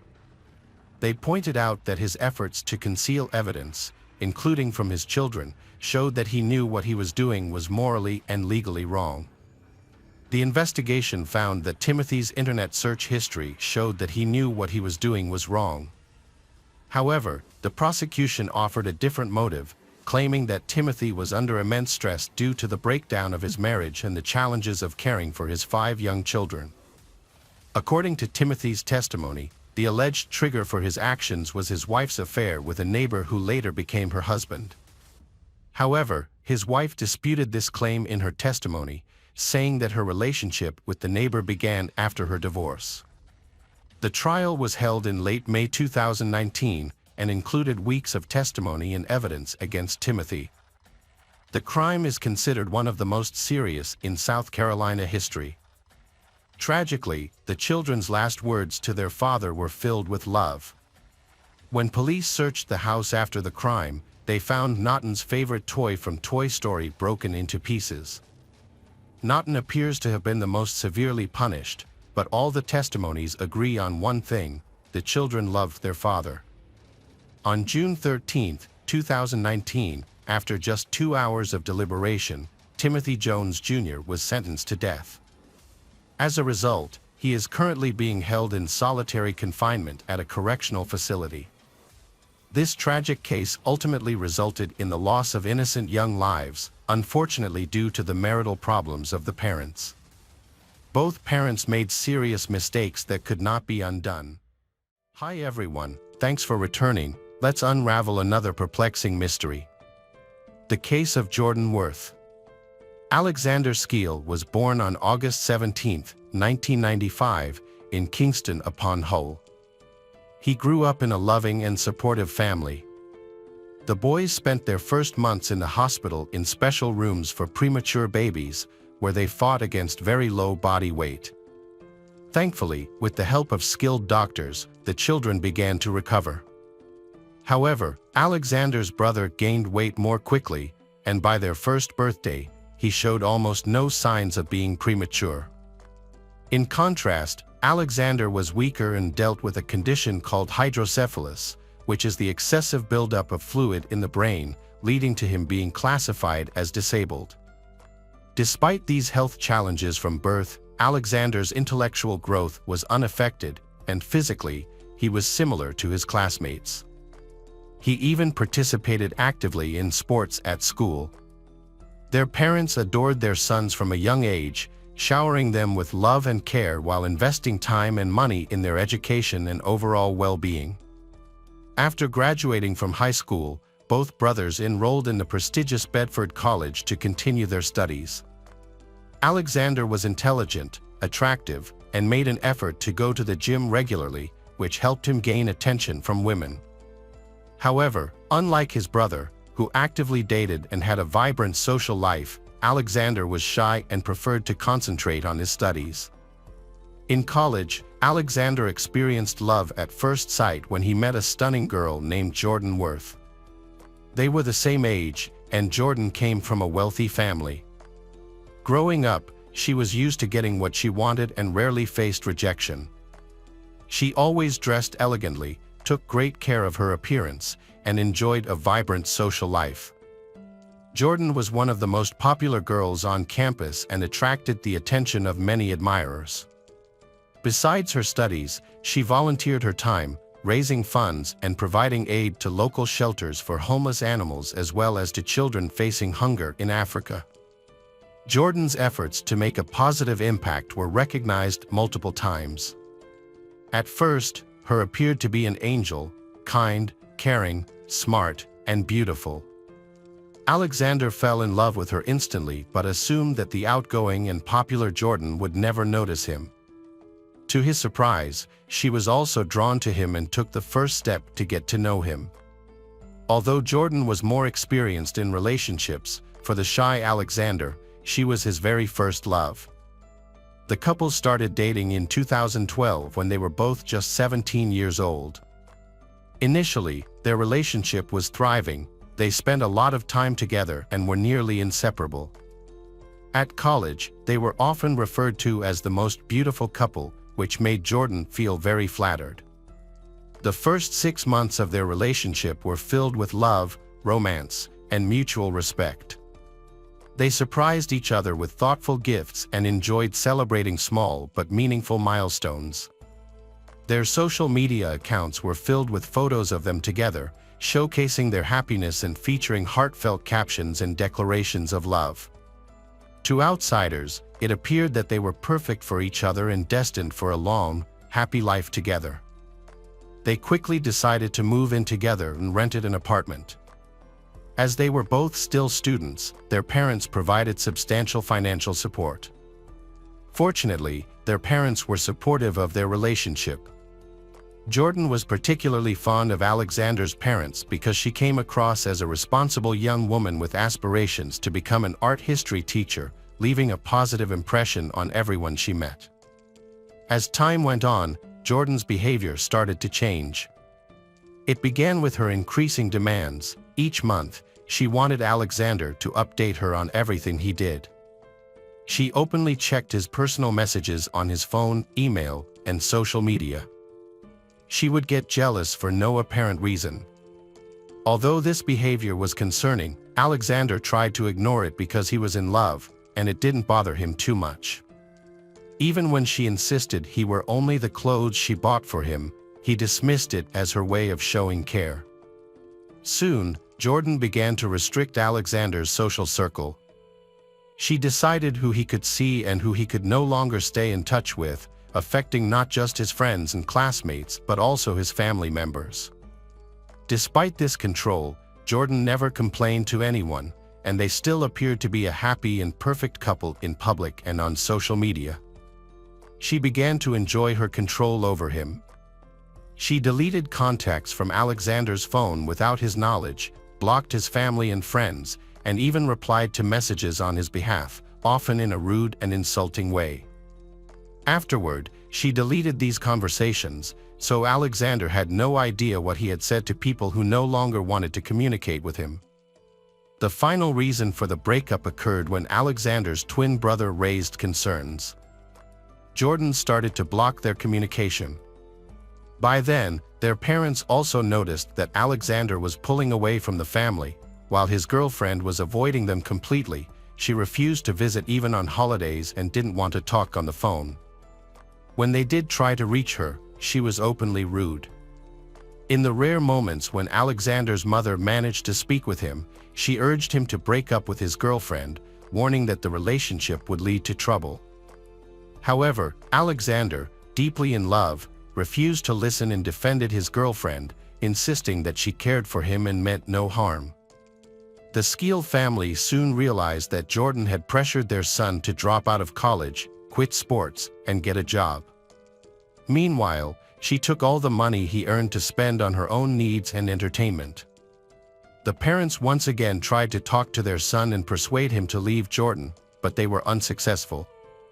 In 2013, during his coming-of-age celebration, Jordan committed a shocking act that went unpunished. That day, she and her friends celebrated at a country hotel. As the evening progressed and guests began to leave, Jordan suddenly vanished without telling anyone. Alexander was distraught as he searched for Jordan, fearing something had happened to her. However, she returned to their room in the morning, heavily intoxicated. When Alexander tried to find out where she had been, she violently lashed out at him with both fists and insults, then laughed. 2 months later, during his own 18th birthday celebration, Jordan started a fight in front of Alexander's family and friends. She assaulted a 15-year-old girl, who was a neighbor well known to the Skeel family and had been invited to the party. Jordan believed the girl was being overly friendly with Alexander, which prompted her to attack, pulling the girl's hair and scratching her face. Jordan was still upset, but it was obvious to everyone what her true nature was. Afterward, her parents and brother urged Alexander to break up with her because of her aggressive and inappropriate behavior. Surprisingly, for the first time, he listened to them and acknowledged that she had indeed overreacted. That same evening, he spoke with her and informed her that he would not be returning to their apartment and would instead stay at his parents' house. After nearly 6 months apart, they reunited and had children together. During that time, Alexander focused on his studies and work, rarely thinking of Jordan. However, on New Year's Eve 2014, Jordan surprised him with a call to share the news that she was pregnant and they would be parents in the spring. Alexander felt both surprised and happy. Jordan apologized for not telling him sooner, explaining that she believed he no longer wanted to see her. When the guy's parents found out they were going to have a grandchild, they were overjoyed and invited Jordan to move in with them. She accepted the offer and moved into the Skeel family home. She officially got married with Alexander, and 3 months later, she and Alexander welcomed a son named William. The young parents were extremely happy, and they enjoyed a peaceful and harmonious life together until around mid-fall 2014. During this time, Jordan genuinely cared for her partner, made an effort to please him, and fell in love with him again. When William was 6 months old, Jordan became pregnant again. During this time, she became moody and emotional, insisting that Alexander move out of his parents' house immediately. Alexander attributed her behavior to hormonal changes but agreed to rent an apartment for them in the city, and they soon moved in. In the summer of 2015, they welcomed their second child, a girl named Alice. Alexander was overjoyed and treated his wife and children with great affection. However, Jordan, feeling secure that Alexander would not leave her, began to reveal her darker side. The turning point occurred after the move. Jordan prohibited her husband from contacting his family and prevented his parents from seeing their grandchildren. Meanwhile, she accepted financial help from them and even had Alexander ask his parents for money. Within a few months, she completely dominated him, breaking his spirit and taking control of his life. Jordan frequently humiliated and insulted her husband, and eventually, she began to hit him. At first, her attacks were not severe, as she wanted to see how he would react. When she realized he would tolerate everything, keep quiet, and face no consequences for her actions, she unleashed her cruelty, revealing her violent tendencies. The trouble began during their house renovation when she was unhappy with everything Alexander did. Frustrated, he remarked that it seemed impossible to satisfy her. In response, she threw a hammer at him, hitting him on the head and causing a deep wound. Dazed and nearly unconscious, he fell to the ground, holding his head as blood streamed down his face. He asked his wife for help or to call an ambulance, but she coldly told him, "Crawl away somewhere and die," and walked into another room to watch TV. Alexander treated his head injury on his own without visiting a doctor or telling anyone. This led Jordan to believe she could do anything without consequences, convinced her husband would never report her actions and would avoid both hospitals and the police. For the next 3 years, Alexander endured constant emotional and physical suffering. He became so depressed that he didn't recognize the threat he was under. Despite this, he continued to work hard to provide for his family, but his frustration and dissatisfaction with his wife grew steadily. Jordan not only controlled him every day but also escalated the cruelty. He was not allowed to sleep on the bed and had to lie on the floor next to the bed, without a blanket or pillow. He was also banned from entering the kitchen and could only eat the leftovers that his wife and children didn't finish. This left Alexander starving. As he was unable to buy food, Jordan had taken all his money. Furthermore, his wife deprived him of sleep and rest, creating a cruel form of entertainment for herself. Whenever he finally fell asleep, she would hit him on the head or pour boiling water on him. He later remembered waking up each time in intense pain, either bleeding or burned. After that, he would tend to his wounds with whatever he could find, while his wife quietly went to bed. Alexander viewed this situation as normal. He felt morally defeated and stopped trying to fight against it. He completely cut off communication with his parents and brother, and his wife frequently asked them for money on his behalf. She also supported her own parents financially, ensuring she could afford whatever she wanted. Alexander lost a significant amount of weight and dropped below 50 pounds. His body was frequently marked by wounds, cuts, burns, and bruises, which drew concern from others. At his workplace, colleagues encouraged him to seek medical help, but his wife insisted he quit his job to avoid being discovered. After he was let go, he became trapped with Jordan, who began to abuse him continuously, leaving him longing for rescue.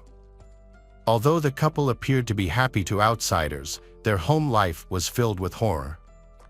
Jordan managed social media accounts for her husband, frequently sharing old photos of their family along with captions expressing their love and gratitude for one another. Nobody could have imagined that a woman who looked angelic and was a mother of two could transform into a sophisticated monster behind closed doors.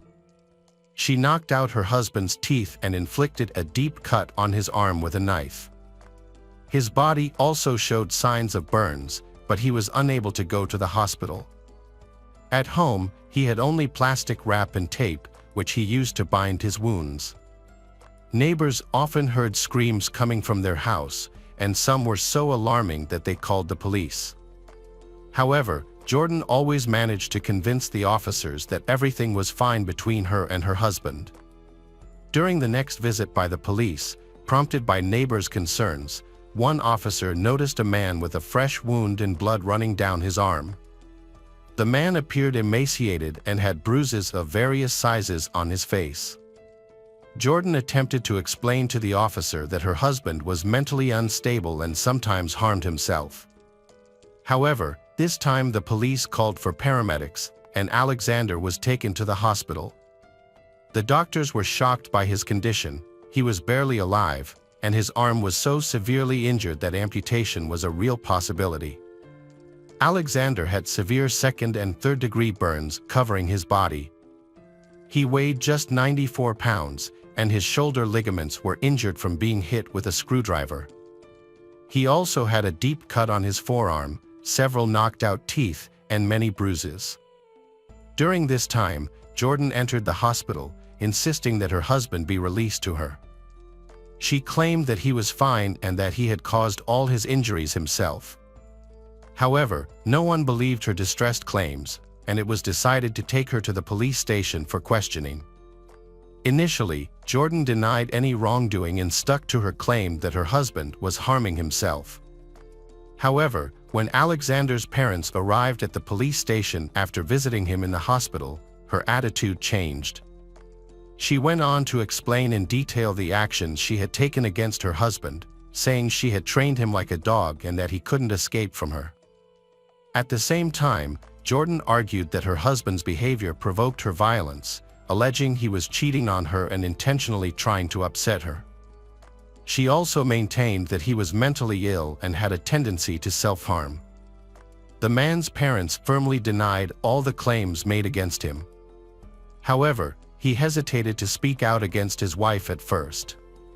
It was only after receiving treatment and consulting with a psychologist that Alexander found the courage to share the traumatic experiences he endured at home in recent years. Jordan believed that she would only receive a minor administrative penalty, so she was not particularly concerned about the upcoming trial. After reviewing all the evidence, the judge convicted 22-year-old Jordan of deliberately causing serious harm, both physical and emotional abuse, as well as coercive control. She received a prison sentence of 7.5 years. Her status as a mother of 2 young children did not lessen the severity of her punishment. Jordan was taken aback by this sentence, as the case was unprecedented in the UK. The children were placed in the care of their father and grandparents during their mother's imprisonment. After fully recovering from years of abuse, Alexander began working in the community and is now helping victims of domestic violence. On July 4, 2023, Jordan was released on parole after serving 5 years of her 7.5-year sentence. However, she is not allowed to approach her ex-husband or see their children. She is currently engaged to a bricklayer named Adam Stepp and is getting ready to become a mother for the 3rd time. Hi everyone, thanks for returning. Let's unravel another perplexing mystery. The case of Victoria Nazirova.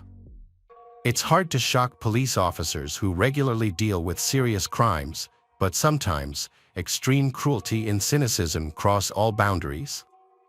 This was the case for New York City Police Department officers with more than 20 years of crime-fighting experience. They encountered a situation so unique that it left them stunned. On September 2, 2016, police received a call from a woman named Olga Tsvyk, 35. She reported a robbery. Police arrived at her home. Olga, an immigrant from Ukraine and an eyelash extension artist, told the police that several valuables were missing from her bedroom. She explained to them that she had just been to the hospital due to severe dizziness and nausea. Police interviewed Olga to understand the details of the incident. She recalled a recent unpleasant encounter with a client named Victoria Nazirova, who had previously visited her salon. Victoria often acted as if she and Olga were friends, despite not knowing each other. On that day, Victoria was particularly pushy, insisting on getting urgent eyelash extensions done at home. Olga told Victoria that Olga only did it at the salon and did not take clients at home. However, explaining to her was useless, and Victoria would not give in, so Olga had to agree to take her to her home. After a while, Olga also told the police that she refused to go out with Victoria, while Victoria constantly asked her to go out with her. An interesting detail emerged. Victoria looked very much like Olga, which often confused Olga. During the police interview, it was revealed that Victoria had come to Olga's apartment and brought 3 slices of cheesecake from the best local bakery. Victoria eagerly ate 2 slices and insisted that Olga take the third. After a short tea with cheesecakes, Olga began to feel unwell. When Victoria left, Olga became violently nauseous and then passed out for about 30 minutes. Olga woke up and immediately called 911, and she was taken to hospital by ambulance. However, doctors found no traces of drugs in her blood.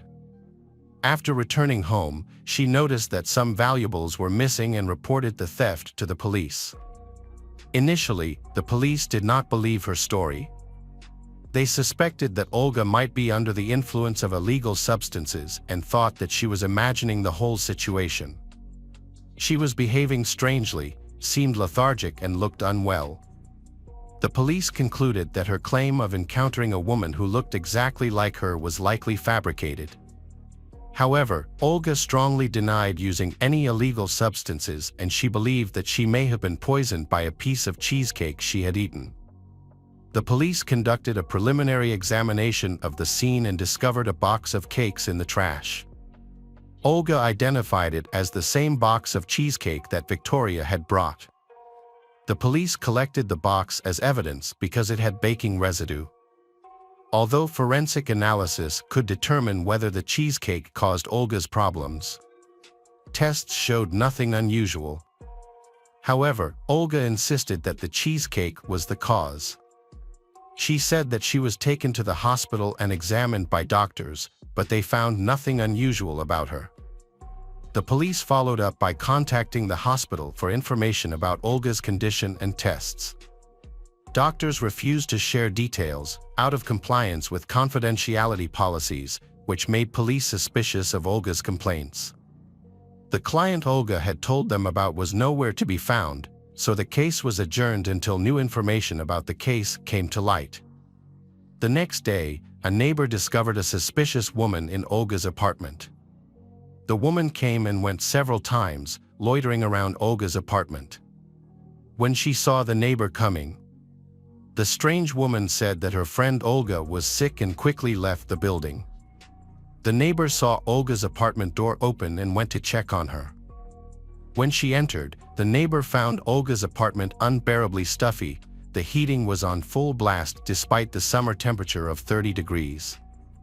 Olga was still alive but unconscious. She was lying in bed, but wearing an unusual combination of revealing underwear and warm sweatpants. Pills were scattered around Olga. The neighbor then quickly called 911. After the police arrived, the neighbor described the strange woman. With dark hair, attractive and very similar to Olga. After learning new details, the police were convinced that the identical woman was not a product of Olga's imagination. The police then actively investigated the case. Everything they saw in the apartment seemed to be a description of a crime scene where the perpetrator wanted to stage a voluntary death. The police suspected that Victoria, a regular customer who bought cheesecakes at a store, was involved in the crime. The police began to search for Victoria, but they had no clues, no information about who she was or her photo. However, later, a private detective approached the police department. He was a former police officer who had been monitoring the violent activities of the scammer for a long time.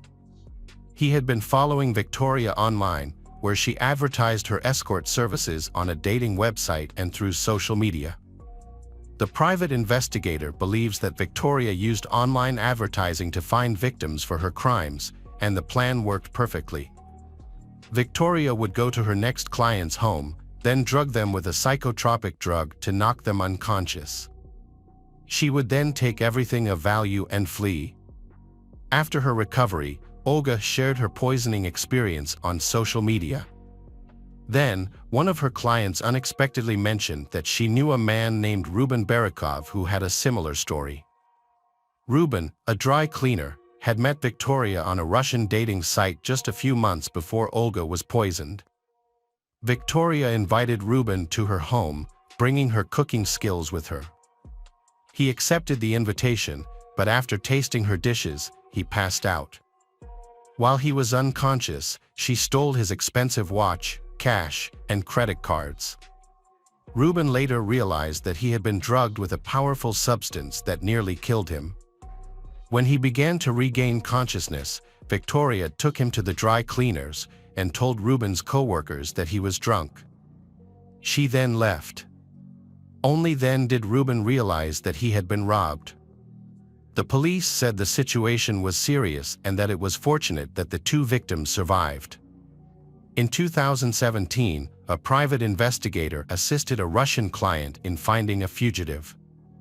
Nadia Ford hired a private investigator after her biological mother, Alla Alexenko, went missing. Nadia lives in New York, USA, but was born in Russia. She was originally from Kodar. Her mother, Alla Alexenko, raised her daughter and son alone, and she had a difficult time. She worked 5 jobs to provide for her children.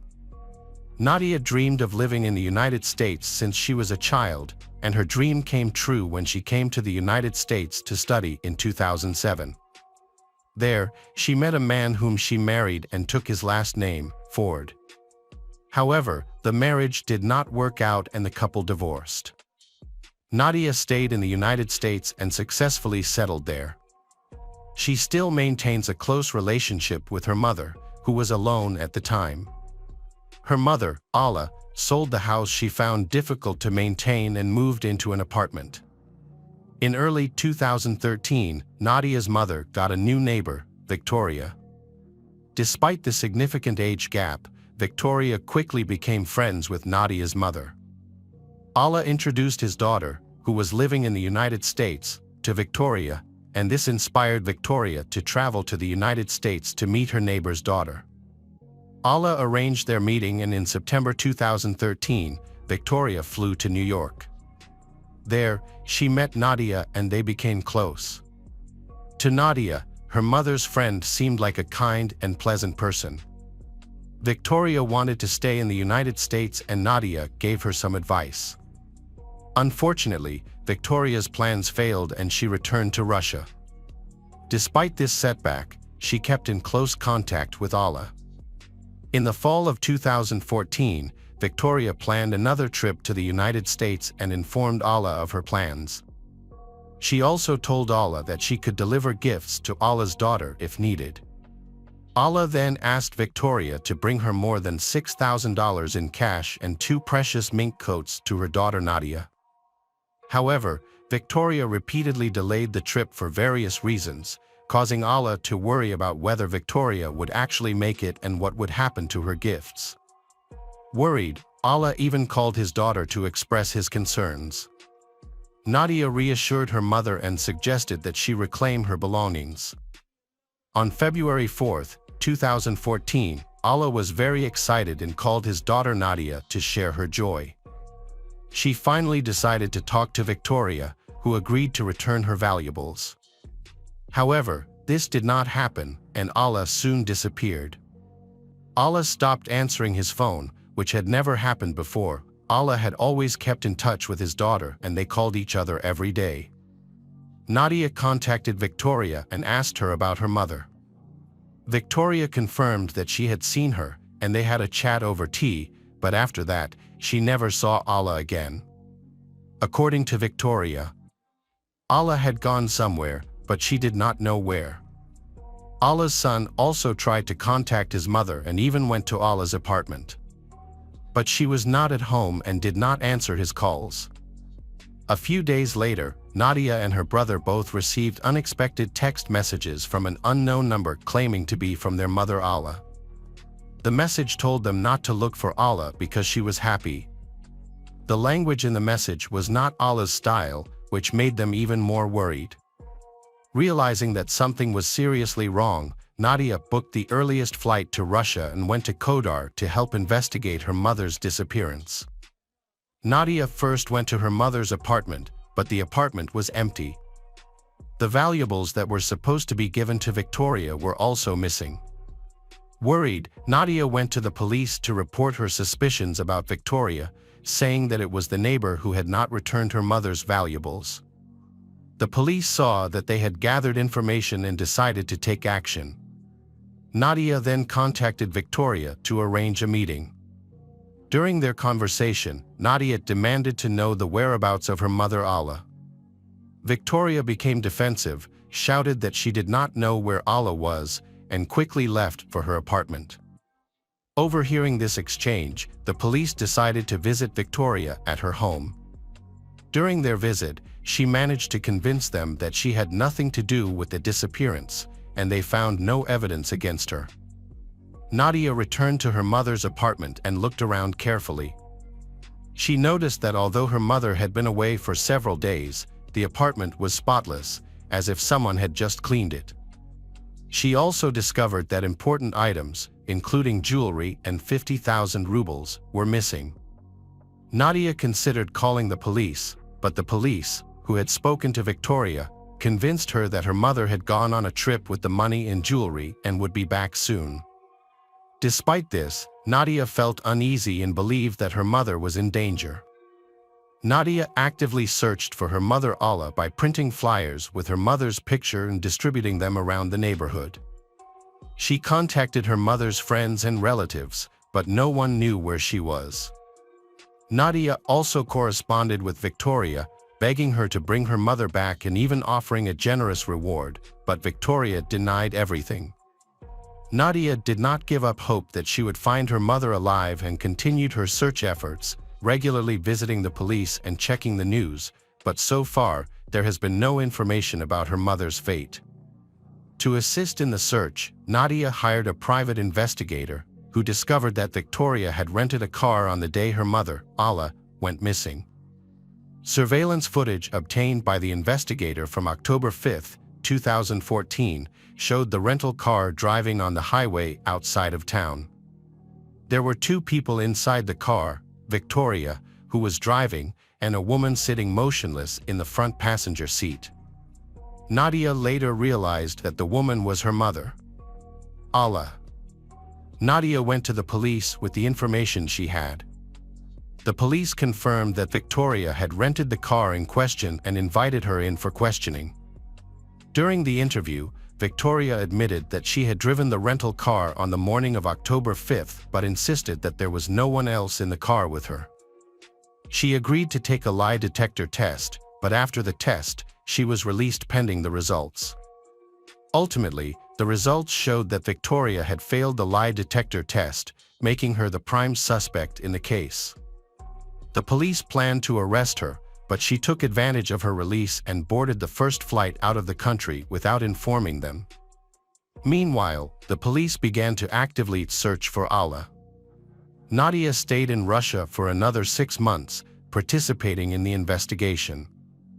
She hoped that her mother was still alive and appealed to the authorities for assistance. Meanwhile, the police checked the rental car's route, which led them to Victoria's hometown of Armavir. The search for Allah began there, and Nadia's hopes of her mother returning home safely were dashed when the police gave her the bad news. In April 2015, charred remains were found about 3 hours away from Allah's residence in the same forested area. Nadia was able to identify her mother by her teeth, as the rest of her body was severely burned and unrecognizable. The cause of death could not be determined. After the identification, an arrest warrant was issued for Victoria Nazirova and sent to Interpol. However, it took some time for the fugitive to be found. After her mother's funeral, Nadia returned to the United States. She was unable to work because she was so distraught over her mother's death.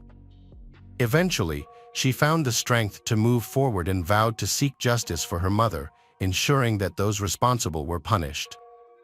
One day, while surfing the internet, Nadia came across a photo of Victoria on social media, where the wanted woman was flaunting her lavish lifestyle in Mexico. Nadia reported Victoria's location to the U.S. police, who then began an investigation. At this point, Nadia decided to hire one of the top private investigators in the country to speed up the case.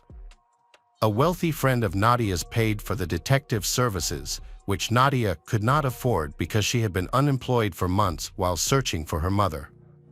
The private investigator checked Victoria's social media photos and discovered evidence that she was in the United States. In the selfies, the reflection in the sunglasses showed the dashboard of a car. After examining hundreds, possibly thousands of vehicles, the detective identified the car as a Chrysler 300. He also discovered that the most recent photos of Victoria were taken in the Russian Sheepshead Bay neighborhood of Brooklyn. By searching the Chrysler database in that area, they were able to narrow down their search and find Victoria. Despite the challenges, they found her residence, where she was living with her boyfriend in an apartment complex. Remarkably, the Chrysler was registered to her boyfriend. Victoria probably didn't even realize that the case had taken such a turn and that Interpol was hunting her worldwide, so she fearlessly posted her photos online, not realizing that she might be exposing herself. The detective identified Victoria's boyfriend and contacted him. It was soon discovered that her boyfriend had fallen victim to Victoria, who had escaped using a well-known poisoning method. Tragically, she had also poisoned his beagle, which had died. This sparked public outrage against Victoria and increased interest in Nadia's investigation into the crime. On March 20, 2017, 41-year-old Victoria was arrested. Nadia, the private investigator, and the police were relieved to have her arrested. It was dangerous to let her go free. During a search of Victoria's apartment, the police discovered Olga Tsvyka's identity card, revealing that Olga had been the victim of a dangerous criminal. Victoria not only needed money and valuables, but also a passport identical to Olga's. Her temporary visa was about to expire, and using someone else's ID would allow her to avoid returning to Russia, where she would have to stand trial. Police believed that Victoria planned to kill Olga and wanted to live under Olga's identity. But her plan failed and Olga survived because her neighbor intervened. The remains of the cheesecake were sent back to the lab for testing, and this time, a more thorough analysis found an illegal drug in the baked goods. The investigation found that Victoria had used this drug, usually a sedative, on all of her victims. However, she used a higher dose to ensure that they would pass out. Olga was lucky; she survived after eating the cheesecake. The high temperature in her apartment was no accident. In fact, the heat increased the effects of the drug, which could have even led to death. Victoria denied all charges, including her involvement in the disappearance and murder of Nadia's mother, as well as any connection to the attempted murder of Olga and the other victims. It was revealed that Victoria was a suspect in the theft of 2 fur coats in May 2016, but that case never progressed. More incidents later came to light where she had been involved in theft by meeting men online, visiting their homes, drugging their drinks and stealing their possessions. Most of the men chose not to report the matter to the police due to concerns about publicity, allowing Victoria to evade arrest. The lengthy preparation of the case delayed the trial by about 6 years. The trial finally began in January 2023 and received extensive media and public attention. Throughout the trial, Victoria refused to testify and remained silent. The details surrounding Alla Alexenko's death could not be discussed in court because the crime occurred in another country. Victoria's defense attorney pointed out that there was no evidence or testimony to prove that Victoria poisoned the cheesecake or forced Olga to eat it. Olga testified that Victoria brought 3 slices of cheesecake to her apartment and ate 2 in front of her, which made Olga feel safe eating the remaining 1. The prosecution argued that this was intentional, claiming Victoria added the drug to only 1 slice of the cake, knowing which one would be eaten. Therefore, Olga accidentally ate the drugged cheesecake. After careful deliberation, the jury found Victoria Nazirova guilty of second-degree murder. Although the maximum sentence for the crime was 25 years in prison, the judge reduced the sentence to 21 years. However, by law, she could apply for parole after serving 15 years. Victoria's troubles began during the 6 years she waited for trial. There was no trace of the beautiful and stylish woman she had once been. Her wealthy life had collapsed in an instant. Life in prison was harsh. During her incarceration, she complained of poor nutrition. An attack in prison left her scarred and nearly blind. Victoria sued the prison, alleging negligence on the part of the warden who failed to help her. The dispute was settled by paying her $325,000. During her interrogation at the prison, Victoria maintained her innocence of all charges, including the case involving Olga. She maintained that she had nothing to do with the cheesecake poisoning and claimed that she had eaten the cheesecake herself without any problems. According to Victoria, she had only shared a piece with Olga and had not forced her to eat it. After serving her sentence in a U.S. prison, she will be deported to Russia to stand trial for the murder of Alla Alexenko. Nadia was relieved that Victoria was in prison and would finally face the consequences of her actions. Welcome back, mystery lovers. Today's case is going to keep you on the edge of your seat. The case of Kimberly Wenger. Kimberly Wenger was born on September 25, 1963, in Bloomington, Illinois, USA. She grew up in a family of 3 siblings. However, her parents' relationship deteriorated, eventually leading to a divorce and her mother having to take care of the children. Kimberly was healthy, beautiful, and very active. She was a member of the cheerleading squad at her school, where she was quite popular. She regularly attended cheerleading camps and was highly regarded by both teachers and students. Her outgoing personality and beauty made it easy for her to make friends and socialize with her peers. Kimberly aspired to become a film actress and even achieved some success in this field. Notably, she appeared as an extra in the famous film Grand Vue. The filming took place in 1983 in Panty, Illinois, where Kimberly decided to try her luck, and it paid off. This experience became one of the most memorable moments of her life. During this time, Kimberly's mother fulfilled her long-cherished dream of owning a business by purchasing a bar with her grandmother's inheritance. Kimberly joined her mother, hoping to become part of the business. However, disagreements over her mother's vision led Kimberly to leave the company. In 1985, Kimberly met a young man named Thatcher Wenger and they began dating. Kimberly found him to be loving and kind. She soon became pregnant and they welcomed a daughter named Kelsey. The couple later married. Unfortunately, after the wedding, Thatcher's behavior changed, he becoming more cruel.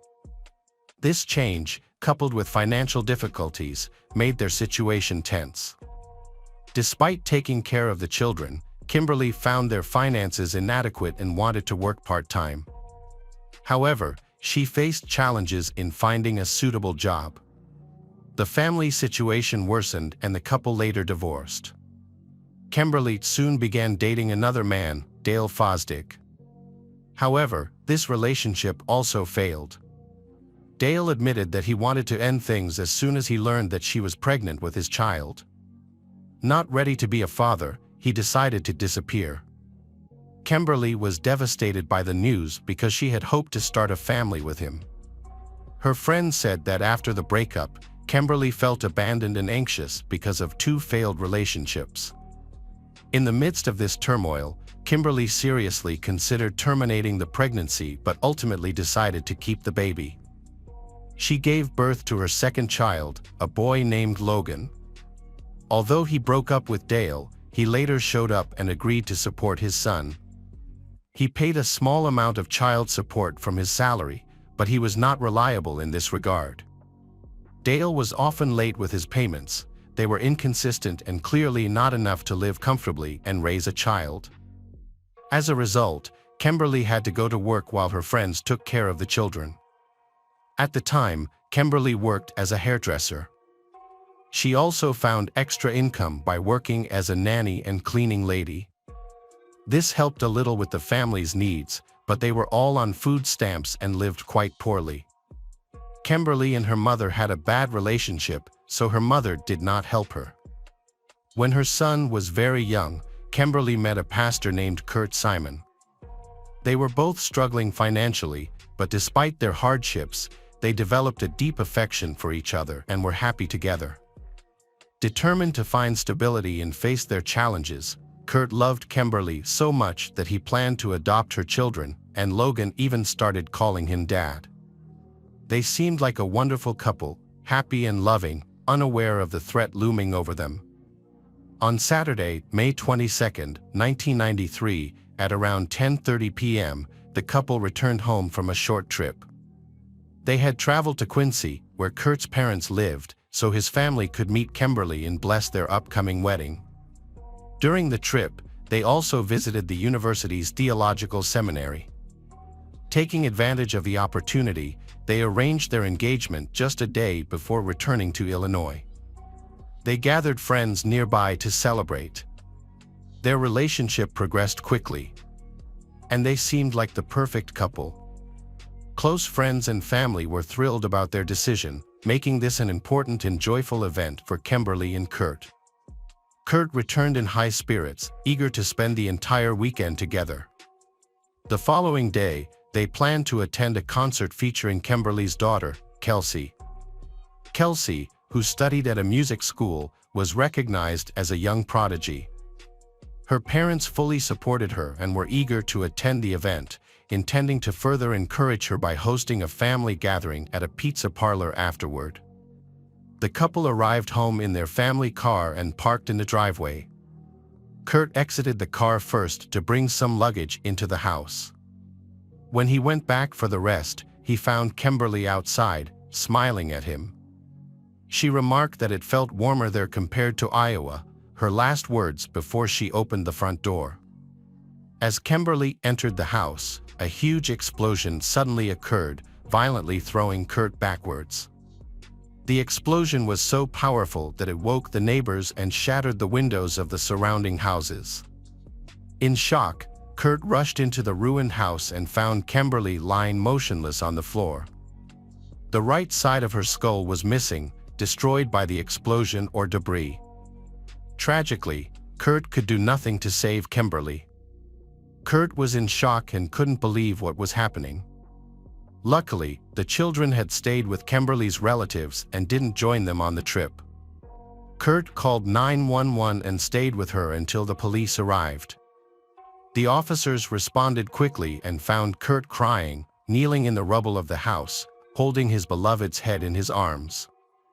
She was only 29 years old when she died. This event was strange and unusual for the entire local community in such a quiet place. People feared their homes might also be rigged to explode, so they asked the police for protection. Fortunately, no such threats were found. Explosives experts quickly scanned the crime scene to determine the best course of action and found a suspicious package in the hallway of the home. The package was rigged to explode if moved, activated by a button. When Kimberly entered the house, she noticed the unfamiliar package and, out of curiosity, attempted to inspect it. The package exploded at face level, killing her instantly. During the crime scene investigation, forensic experts discovered various bomb-making materials in the basement, such as wires, fuses, and battery wrappers. Discarded rubber gloves were also found in the trash.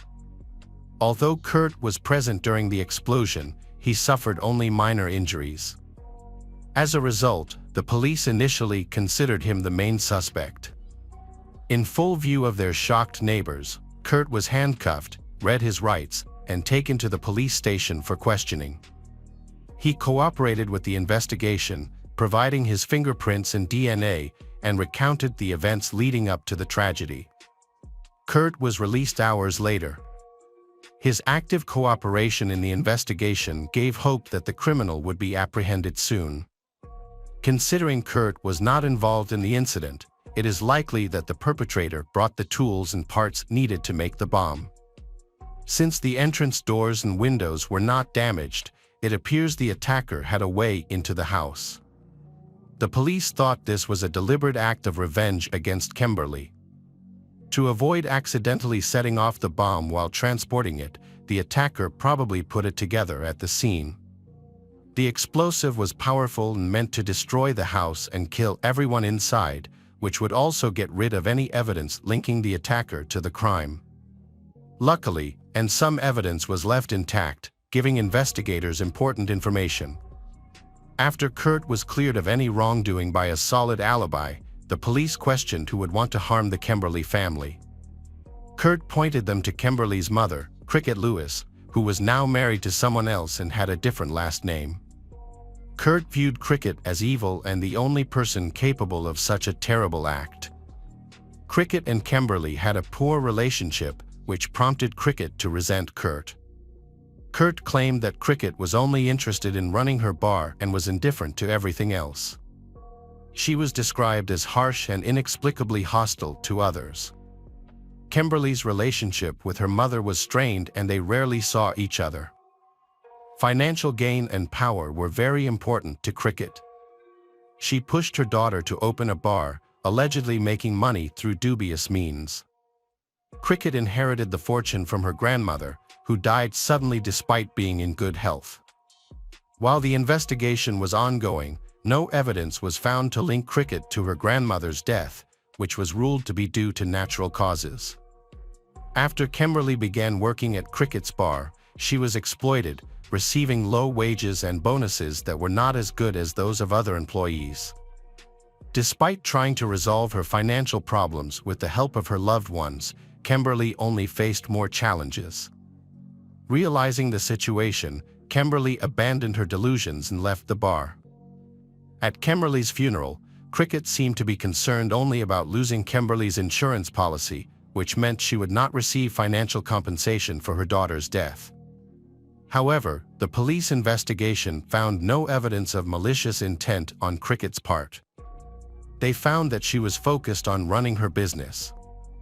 After carefully examining the information and witness statements, the police found that Cricket had no motive for the crime. It was concluded that she did not have the technical skills and abilities to build a bomb herself, and her alibi was found to be credible. When the investigation resumed, the next suspect was Kimberly's ex-husband, Thatcher Wenger. Kurt Thatcher had been involved in a custody dispute over Kimberly, making him a possible suspect in the planning and execution of the crime. Thatcher lived only 3 kilometers from the couple and worked as an engineer, suggesting that he may have had the skills and equipment to build an explosive device. However, after examining the relationship between Kimberly and Thatcher, police found that their interactions were generally friendly, with minor disagreements resolved through simple discussions. The investigation found that Thatcher had no motive for the murder and had a credible alibi that was verified. The next suspect was Kimberly's co-worker, Phil Hartman, whom she had accused of harassment in an earlier police complaint. Phil later threatened to retaliate aggressively. He admitted that he had tried to pursue a relationship with Kimberly, but she had a negative opinion of him, which led him to abandon the relationship. However, Phil also had a confirmed alibi, as he lived far from Bloomington and was out of town when the couple returned. Police also considered Logan's father, Dale Fosdick, a suspect. Dale, 31, lived on the east side of town, near Kimberly's home, and worked in the aircraft industry, assembling miniature models. Dale's expertise with equipment and ability to overhaul automotive engines made him a potential perpetrator. Police went to Dale's home with a search warrant, and he cooperated with their investigation. They found tools for assembling a device on the kitchen table, which looked suspicious. Police also discovered a large amount of components that could be used to make explosives. Several tools were confiscated, but the most notable was a pair of pliers, as the markings on the tool matched those found on bomb components in Kimberly's home. Dale also had receipts from Walmart for ammunition and other materials that closely resembled those used to make explosive devices. When the remains of the explosives were analyzed, a forensic scientist learned that they matched the components used to make explosives found at Kimberly's home. Initially, police had little evidence because most of it had been destroyed in the explosion. Forensic analysis required examining all of the evidence under a microscope. Finally, advanced methods such as gas chromatography and mass spectrometry provide direct evidence. One expert noted a distinctive design feature: 2 holes drilled into one end of the cap, which looked like the criminal's unique signature. Law enforcement databases have about 20 records of homemade devices used in crimes, with a handful matching this design. The attacker quickly assembled a random design that fit their target. Forensic experts continue to examine the remaining pieces of the device in detail. Police knew that most of the suspects had nothing to do with the massacre. Their efforts focused on proving the guilt of Dale, who had been found with suspicious items in his home. These items were stored in a basement workshop. Dale was a lonely young man living in a small house in the suburbs of Bloomington. He became upset when he discovered that his ex-girlfriend was engaged to someone else, which may have led to feelings of jealousy and revenge. This gave him a real motive for the crime, making him one of the few acquaintances of the victim to have such a motive. Forensic experts also identified other important details. The attacker used 2 different types of gunpowder, which when combined, increased the force of the explosion. A look at the crime scene showed that the explosion was so powerful that most of Kimberly's house was destroyed. Many who knew Dale believed that he could not have committed such a crime. Usually, such thoughts do not occur to good people. Police searched for any signs of cruelty or aggression in Dale's past before this violent incident. He had no history of violent crimes, legal problems, arrests for similar crimes, or drug addictions.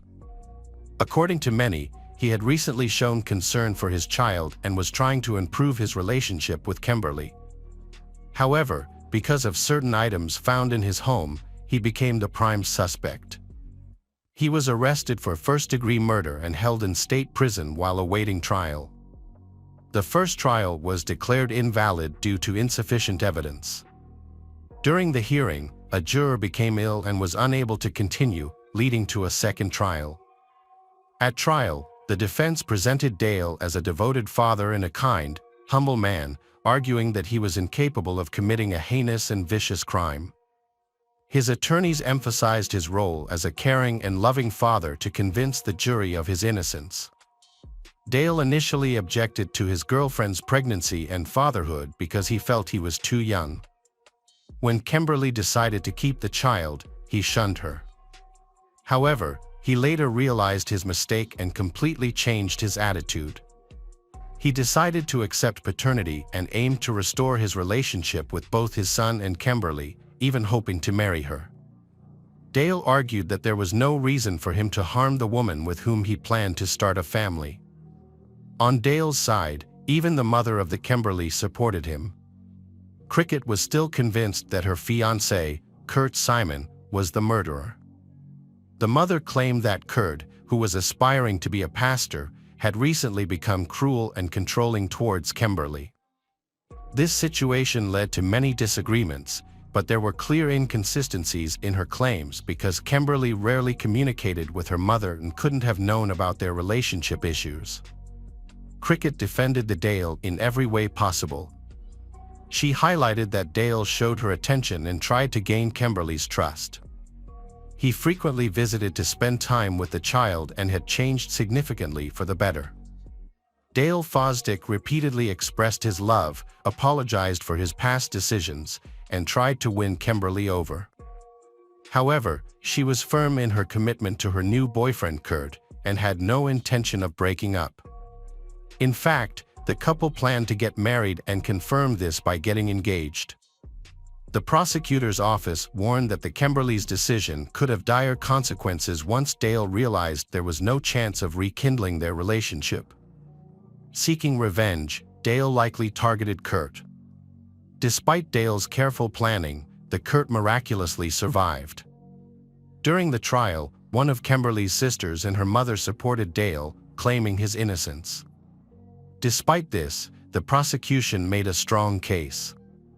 Explosives experts provided direct evidence that a large number of parts and materials suitable for making bombs were found in his home and proved that they were used to make bombs. According to S.H. Moore, Dale expressed a willingness to support Kimberly financially, but he preferred to quit his job rather than pay alimony. Meanwhile, Kimberly wanted the financial support she was entitled to from the negligent biological father of her son, so she planned to seek justice through the court. During this time, Dale grew worried that Kimberly would move away with their son to live with her fiancé. Several of Dale's co-workers mentioned his intention to gain custody of Logan to avoid alimony payments. To achieve this, he gathered evidence to discredit Kimberly, hoping it would help him strip her of parental rights and gain custody of their son. Neighbors reported seeing Dale near Kimberly's home before the explosion. Kimberly kept a spare key under the rug, allowing Dale easy access to her home.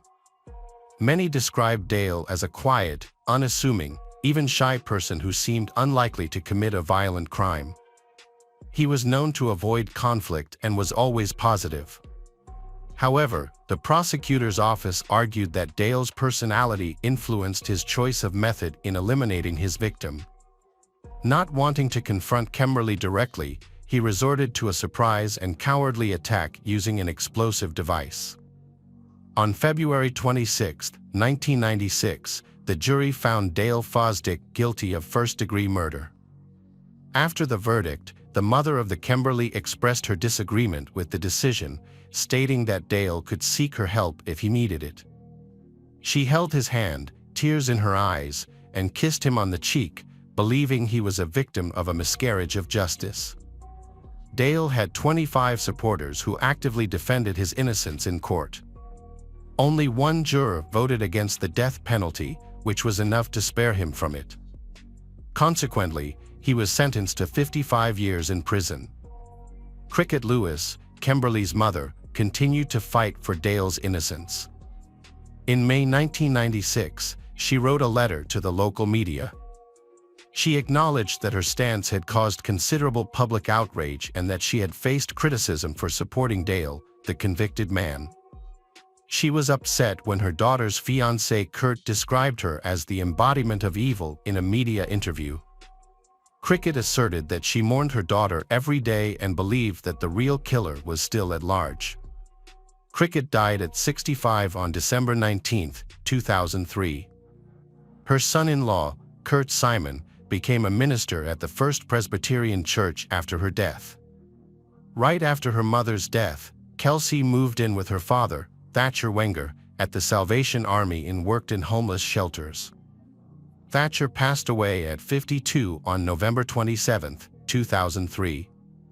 Dale was in prison and died of natural causes at 48 in 2010. Logan graduated from college, joined the Bloomington Police Force, started a family, and has a child.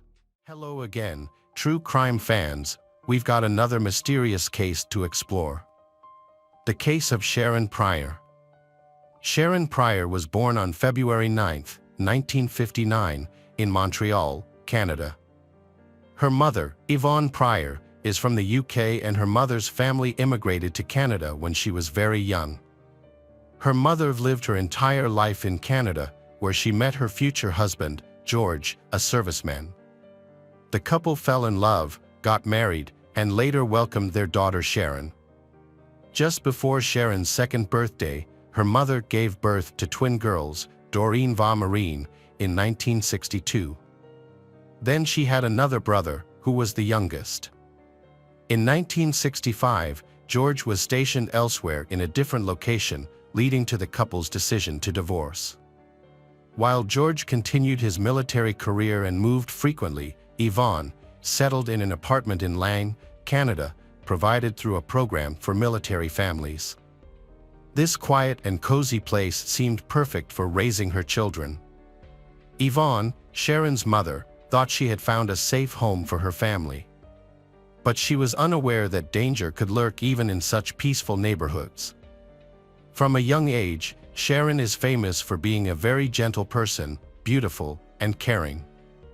She was responsible, sincere, and kind, which drove her to help those in need. Consequently, she often rescued homeless animals, especially those that were sick or injured. This compassion inspired her dream of becoming a veterinarian in the future. Later on, Sharon joined a school club and began playing hockey. She was also very creative, dedicating her free time to art clubs and needlework classes. With her many talents, Sharon appeared to have a bright future ahead. Yvonne was thrilled to see her daughter blossoming into such a wonderful person. As Sharon's assistant, Yvonne was naturally cautious and tried to protect her from negative influences and trouble. Sadly, this caution could not shield Sharon from meeting a cruel man who came into her life. At 16, Sharon is a normal girl facing typical teenage problems. She loved the music of the time and had new hobbies that her parents didn't always support. During this time, she met a young man named John, who had admired her since the 4th grade. Eventually, they started dating in the presence of their friends and were seen as a close-knit and loving couple.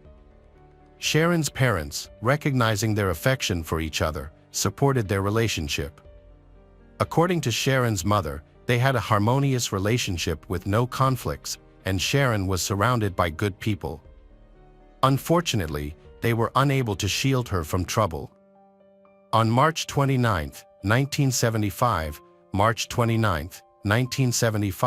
everything was going on as usual. Sharon woke up and had breakfast. Her mother was out running errands, having gone to the store the day before Easter to buy food and gifts for her children. When her mother returned home with the shopping, Sharon, the eldest daughter, helped her unpack. This day was meant to be special for the family. Additionally, her mother's boyfriend and his son, Stephen, along with some friends, were planning to visit. Sharon spent most of the day painting Easter eggs and preparing for the holiday. Stephen arrived early and played with her younger brother. Afterward, Sharon got ready to go with Stephen to a sports and crafts association, where they were members. Sharon will go there to get a coat called Garl. This named after the brother of the organization's founder, who died of leukemia. This jacket represented membership in the association, but it wasn't given to everyone. The children had to earn it, for instance, by selling lottery tickets. Sharon was determined to get jacket and had successfully sold enough tickets. Excited, she went to the association to receive her personalized jacket. However, she was disappointed to find that they did not have her size available. As a result, Sharon had to return home empty-handed with Stephen, planning to come back for her jacket another day. Despite her disappointment, Sharon maintained the festive spirit. She joined her mother and boyfriend to help with the final preparations for the gathering. Once the guests arrived, Sharon and her mother hid Easter eggs for the children to find later. Sharon then asked to go to the local pizzeria, Marina, which was popular among teenagers. It was close to home, and her mother often allowed her to go there with friends. This time was no different. After receiving permission, Sharon went to her room to get ready.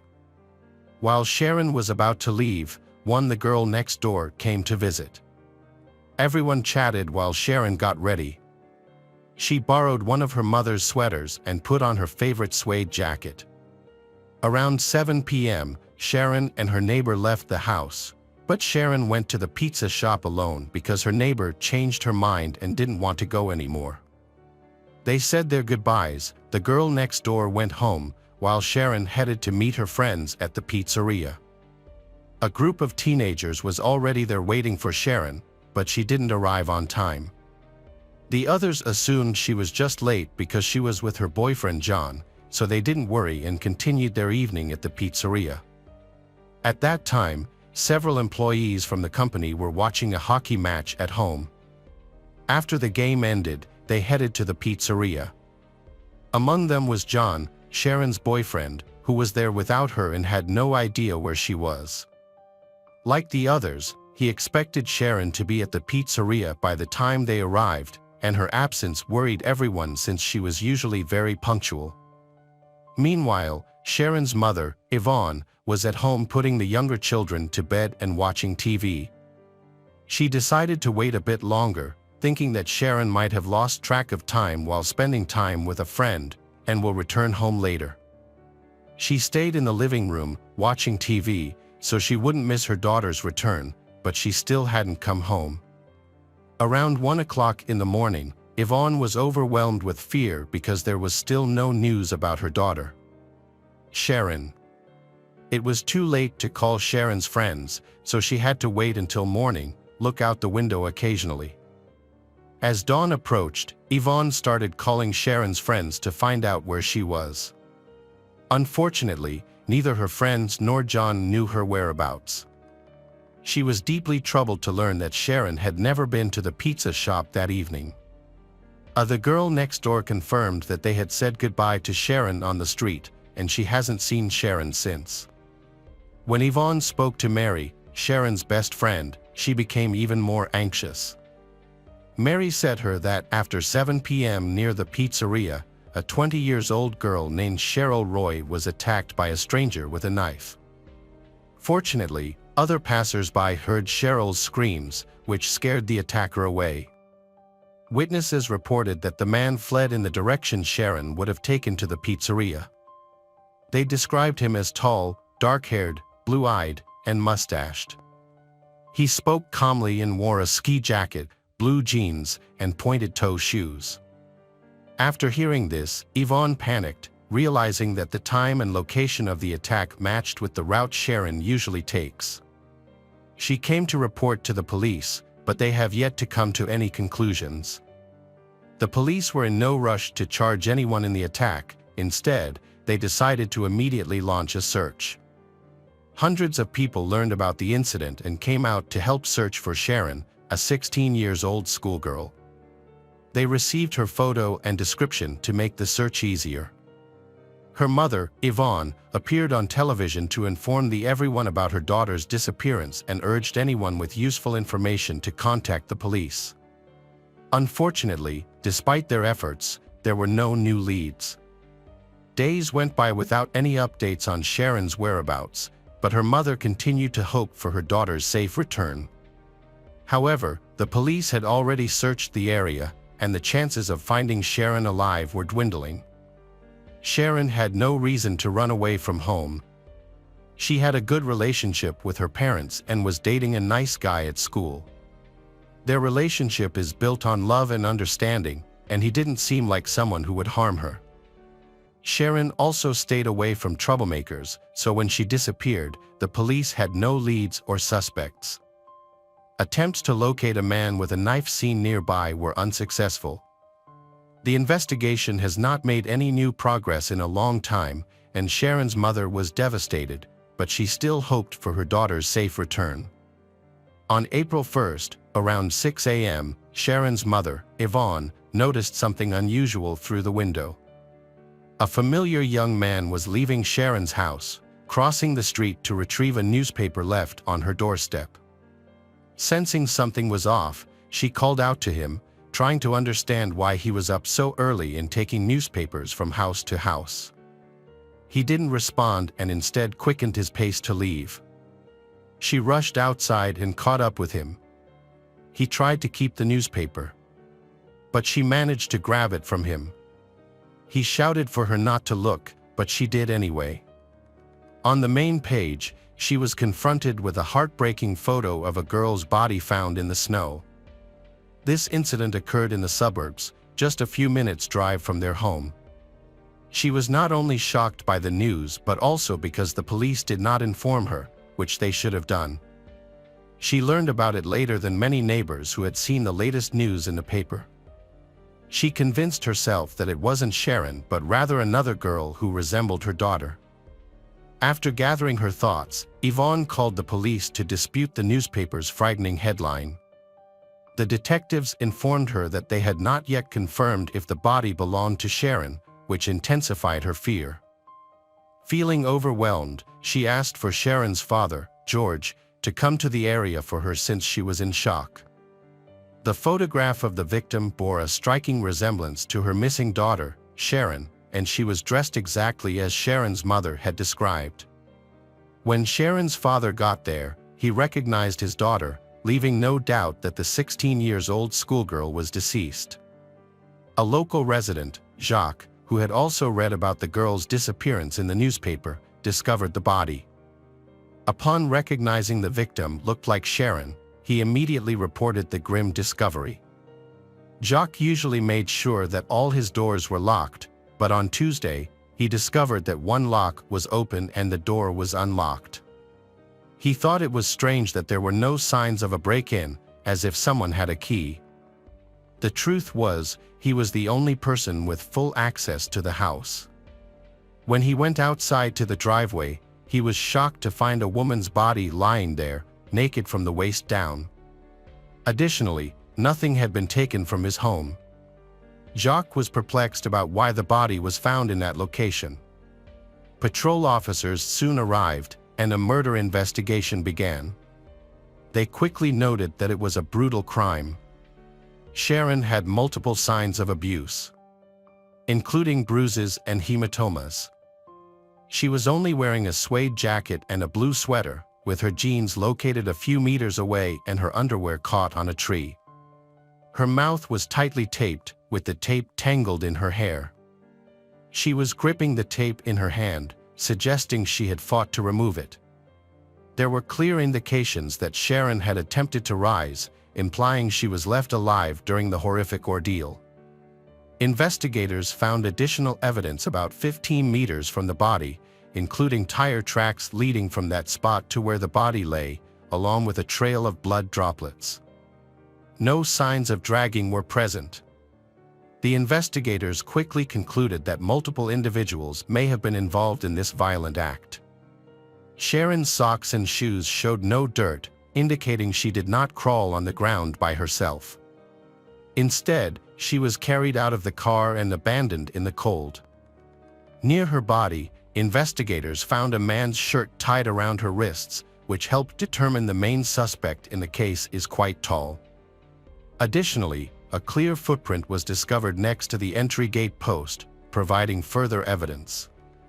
They also located a receipt for Garo jacket, which Sharon never received. After a forensic examination, it was determined that Sharon had died only a few hours before her body was found. It was clear she had been held captive for several days, from Saturday to Tuesday.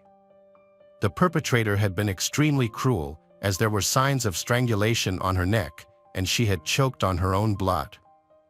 Forensic experts found that her ribs were crushed, indicating the killer may have been kneeling on her chest. She also suffered a severe head injury and bleeding from multiple stab wounds. Both sides of her jaw were broken, her nose was fractured, and her cheek was torn by a tooth that had been knocked out from the force of the attack. On April 4, 1975, about 200 friends, relatives, and local residents gathered at a community center. They hoped that the killer would soon be caught. 9 months prior to Sharon's murder, another brutal crime occurred in Canada, the killing of a teenage girl in Chatoy. 12-year-old Norma O'Brien was murdered on the evening of July 9, 1974. After leaving home to play water polo, she discovered the pool was closed for repairs.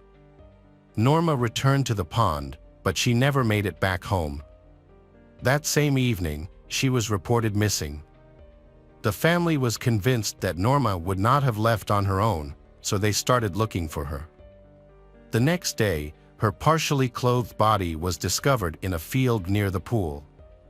Norma's murder resembled that of Sharon, who was also found in the same area, brutally beaten and strangled. The two crime scenes were approximately a half-hour's drive apart, leading to speculation that they might have been committed by the same individual, although there is no definitive evidence to support this theory. Following Sharon's murder on June 23, 1975, 14-year-old Debbie Fisher disappeared in Chatoy while riding her red bicycle home. She was later found in the forest, unclothed but without signs of sexual assault. Debbie had died from a blow to the head with a stone. Subsequently, a 17-year-old male suspect confessed to the crime, but his identity is kept private due to his age. The suspect claimed that he was returning home on his moped around 6:30 p.m. when he spotted Debbie riding her bicycle and carrying milk. After observing her closely, he devised a sinister plan. He greeted her, and she responded in kind. He then overtook her, concealed his moped in the bushes, and sat on the curb, pretending to cry. Concerned, Debbie stopped, and the suspect called her over, prompting her to step closer to him. He grabbed her and began to assault her. He threw the milk into the field, and she lost consciousness. Then, he hid her bike in the bushes and attempted to rape her but was unsuccessful. In a fit of rage, he struck her on the head with a rock, causing her death. He concealed her body in an abandoned car in the forest and fled on his moped. Debbie's killer later admitted killing Norma O'Brien, but he denied any involvement in Sharon's killing. He had an alibi at the time of Sharon's murder, so he was not considered a suspect in that case. He was convicted of murdering two girls, Debbie and Norma, and due to his age, served only a few years in prison before being released. He now lives and works in Montreal, near the location where Sharon's body was discovered. Police gathered a significant amount of evidence related to Sharon's murder. However, the outcome was not what they had hoped for. 13 months went by without identifying a primary suspect for charges. They found 38 individuals who might be linked to that tragic night. 6 of these 38 individuals were detained, but ultimately, all were released due to a lack of evidence. Sharon's close friends were also interviewed, and they all had alibis. Some were at a pizzeria, while others were at home watching a game. The investigation became increasingly difficult and gradually reached a dead end as investigators could not find new clues. And it appeared that everyone had given up, except for the mother of Sharon's. Sharon's mother, Yvonne, was frantic as she tried to piece together what had happened to her daughter. Yvonne realized that Sharon couldn't have gone far from home by the time she left the house to go to the pizza shop. On the way, Sharon was supposed to meet a neighbor, who was also returning home from work. For years, the neighbor would walk the same path, but that day he claimed he didn't see Sharon on the sidewalk. Since Sharon had not traveled far, she should have been kidnapped right after saying goodbye to her friend. The kidnapper had only a few minutes to act, and somehow he managed to do it without being seen. Unfortunately, there were no witnesses to Sharon's abduction, making it seem like the perfect crime. Sharon's mother believed it was crucial to pay attention to all the neighbors on their street. Someone should have noticed the suspicious stranger or recognized him if he lived nearby. Detectives described the killer and rapist as being around 20 years old, likely living with his parents. They suspected that he had psychological issues, possibly including obsessive behaviors or hostility towards women. The detectives believed this crime was not the first committed by the suspect, and if he wasn't apprehended soon, it wouldn't be the last. They were convinced that several people were involved in both the kidnapping and the subsequent violence. It was also thought that one of the attackers could have been an unpredictable stranger with a knife who initially targeted another girl, Cheryl, but fled when come across by nearby witnesses. Witnesses described the attacker after Cheryl's assault. Despite thorough searches, he could not be found. It was statistically unlikely for two rapists and kidnappers to be active at the same time in one of the city's safest neighborhoods, prompting detectives concluded that the same person was responsible for the attack on Cheryl and the murder of Sharon. The attacker's behavior suggested he knew the area well, allowing him to navigate without leaving evidence or raising suspicion among residents. Detectives, along with Cheryl's mother, concluded that the assailant likely lived nearby. They characterized the attacker as a sadist. Typically, individuals with such tendencies follow a predictable pattern. They seek out compliant victims, initially presenting themselves as charming and sweet to gain trust. Over time, however, they become increasingly cruel and demanding. It all begins with control, followed by humiliation, and then they start mocking the victim.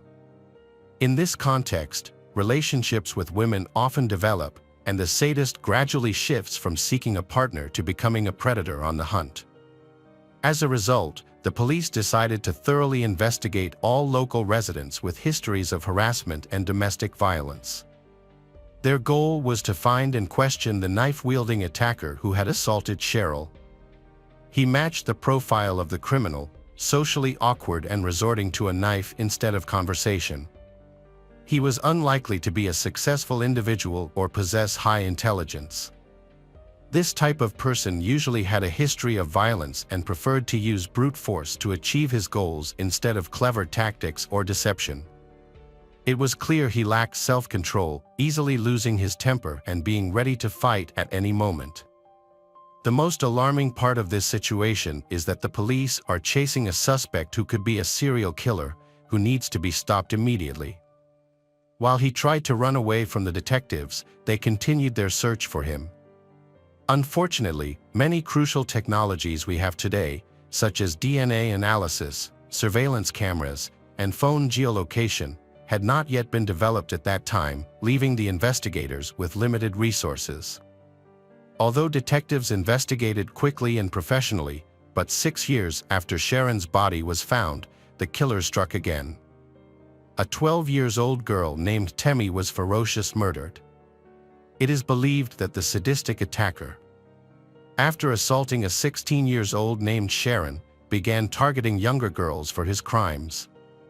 When Temi's body was discovered, it was revealed that the attacker had grabbed her and started to molest her. Then, he attempted to rape her but was unsuccessful. In a fit of rage, he struck her on the head with a rock, leading to her death. Although detectives investigated quickly and professionally, but 6 years after Sharon's body was found, the killer struck again. The second victim was a 12-year-old schoolgirl named Temi Leakey. She was ferociously murdered. It is believed that after attacking 16-year-old Sharon, the perpetrator chose to target younger girls for his crimes. When Temi's body was found, the same police officers who had been investigating Sharon's murder took on this case. They quickly noticed the similarities between the two murders, which further supported the theory of a serial killer. On March 20, 1981, Temi was visiting her grandmother when she disappeared just a few blocks from her grandmother's house. Later, Temi's mother found her glasses on the sidewalk. When she returned home, the woman immediately reported her daughter missing to the police. They identified a witness who saw a man in a beige raincoat get out of a small red car and force a screaming girl into it. That same evening, Temi was found barely alive on the street. A man came to the police station to report a serious matter. He saw Temi was naked and covered with clothes.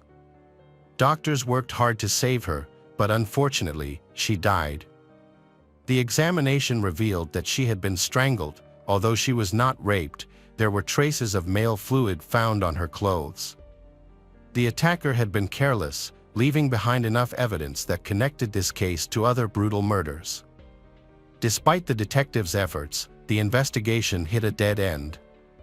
Meanwhile, in nearby areas of Canada, there were reports of similar assaults on girls and young women. In 1971, 17-year-old Lisa Blaze was found dead just a few meters from her home in Montreal. She had left a bar early in the morning, suffered a blow to the head, and was raped. This case has not yet been resolved. Because there are so many open cases, the police have difficulty determining whether these cases are related or not. In 2000, Sharon's mother reached out to the police, requesting a re-evaluation of her daughter's case using modern techniques. At that time, advancements in technology, especially in DNA analysis, had made it possible to investigate cases more effectively. However, a week later, she was disappointed to learn that most of the evidence from the year Sharon was murdered had disappeared.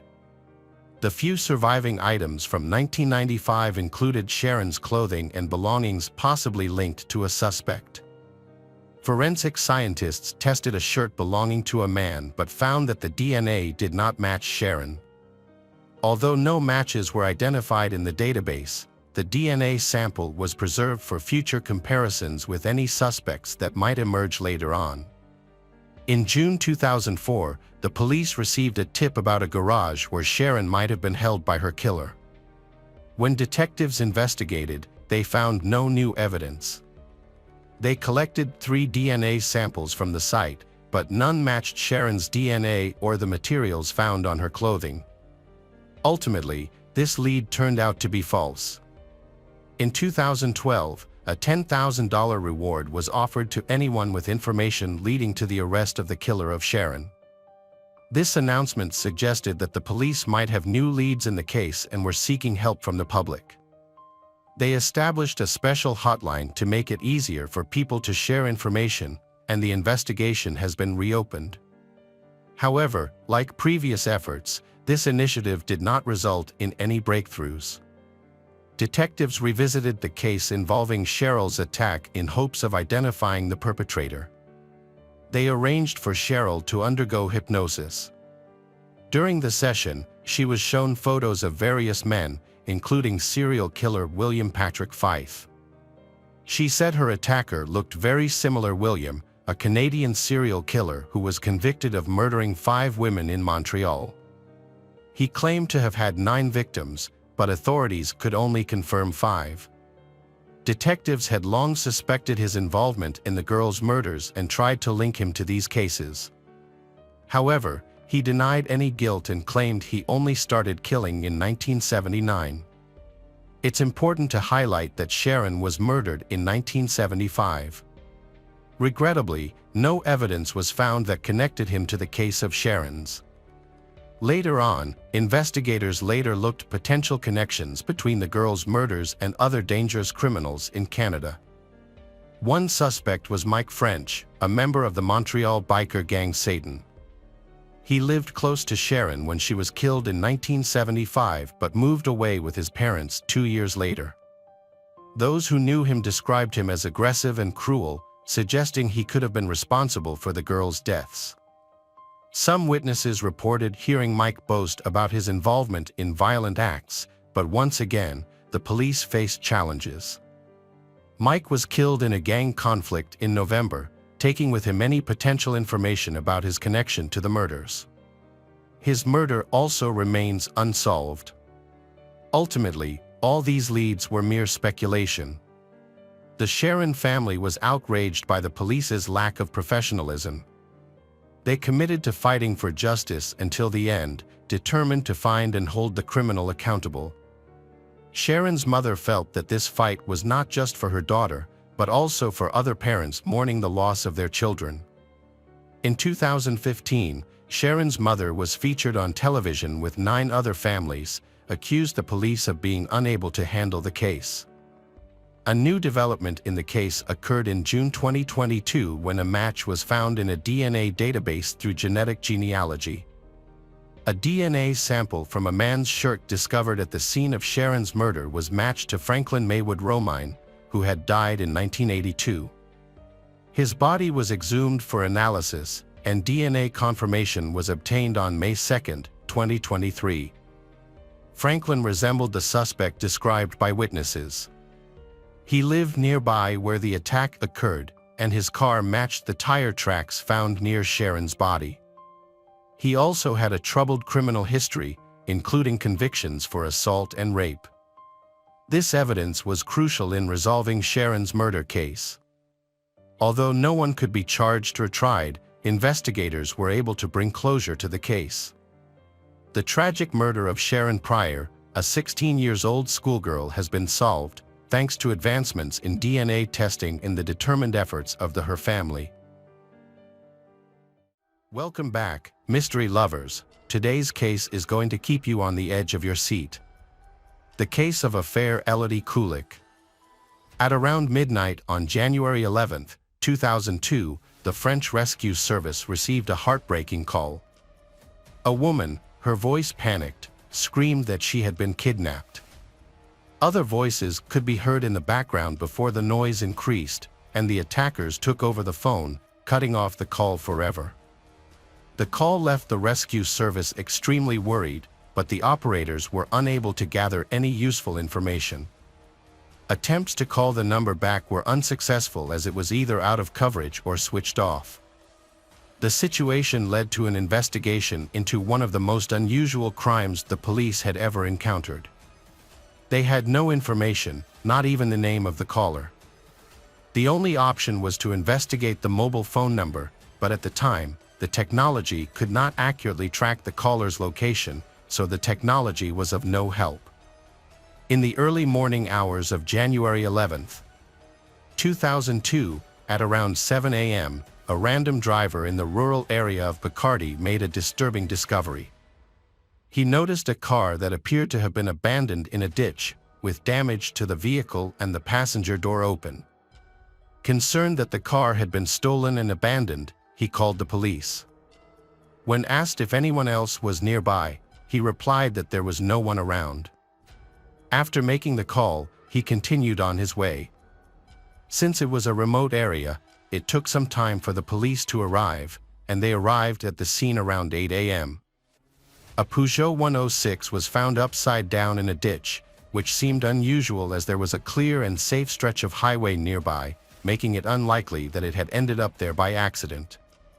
There were no signs of braking or skidding on the road, suggesting the car had intentionally left the sidewalk at a high rate of speed.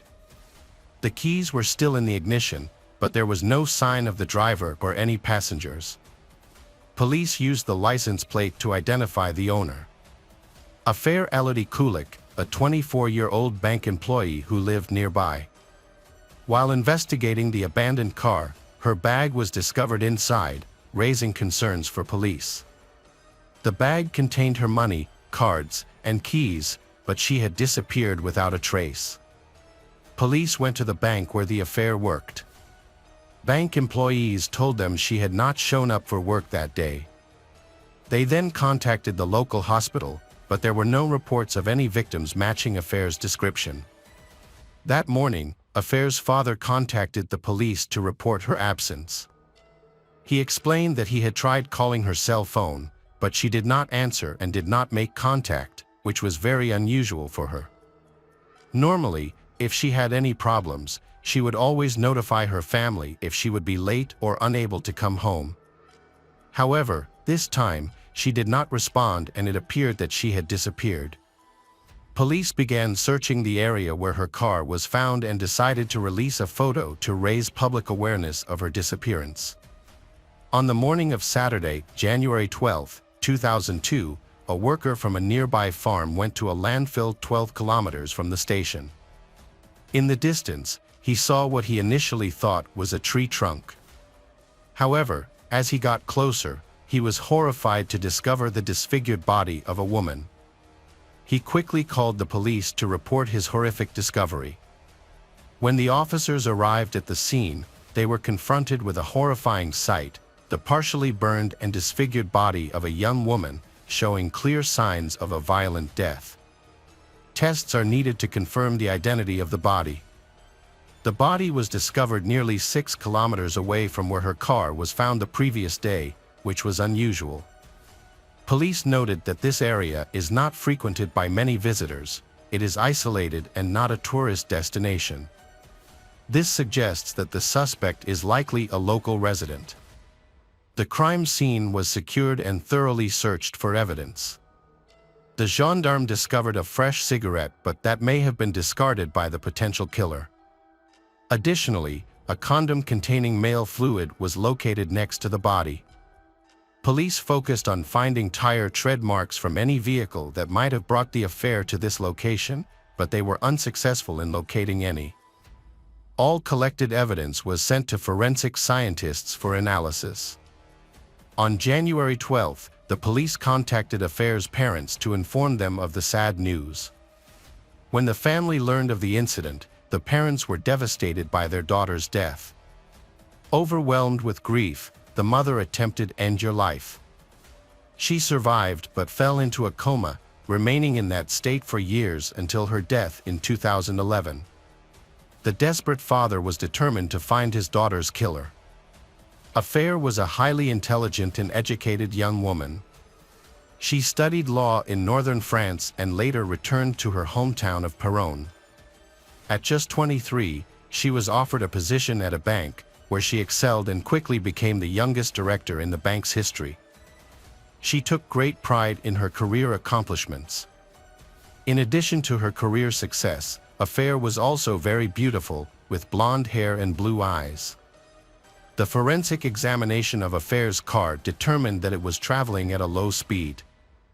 There were no signs of collision with another vehicle, raising the possibility that someone inside the car might have deliberately driven it into the ditch. When police checked Affair's mobile phone, they found a call to the local rescue service shortly after midnight. The call ended suddenly after she managed to scream. Police retrieved a 26-second recording filled with noise and unidentified male voices. While this recording did not provide clear evidence, it was notable because it indicated male involvement during the incident. The autopsy results showed that Affair died painfully from strangulation, and DNA evidence indicated that she had been raped. However, this DNA did not match any profiles in the database, suggesting her attacker had no prior criminal history. Police believed that the suspect's careless handling of the DNA would eventually lead him to reveal himself again. However, this assumption raised concerns, as it could result in another victim, so they could not afford to wait. Police organized street patrols and collected DNA samples from all male acquaintances of the affair. If these efforts did not lead to results, the search would expand to the surrounding area near the crime scene. The instincts of the gendarmes proved correct. Just 10 days after finding Affair's body, a police commissioner from another precinct arrested a man named Kirill, who had a history of sexual violence. He was in the area on the night of the disappearance and later attacked another woman, who reported the incident. While Kirill admitted to harassing this woman, claiming it was just harmless flirting, he denied any involvement in Affair's murder. The investigation of Kirill involved checking his car, which had scratches containing gray paint. This paint matched the color of the Peugeot 106 driven by Affair. DNA samples were taken from Kirill for comparison. However, the analysis showed that the paint did not match Affair's car, and Kirill's DNA did not match any evidence from the crime scene. As a result, Kirill was released, and further inquiries into Affair's acquaintances did not produce any new leads.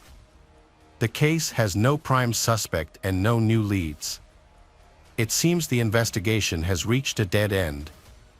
Meanwhile, Affair's grieving father Jackie remains closely involved in the investigation and begins his own investigations.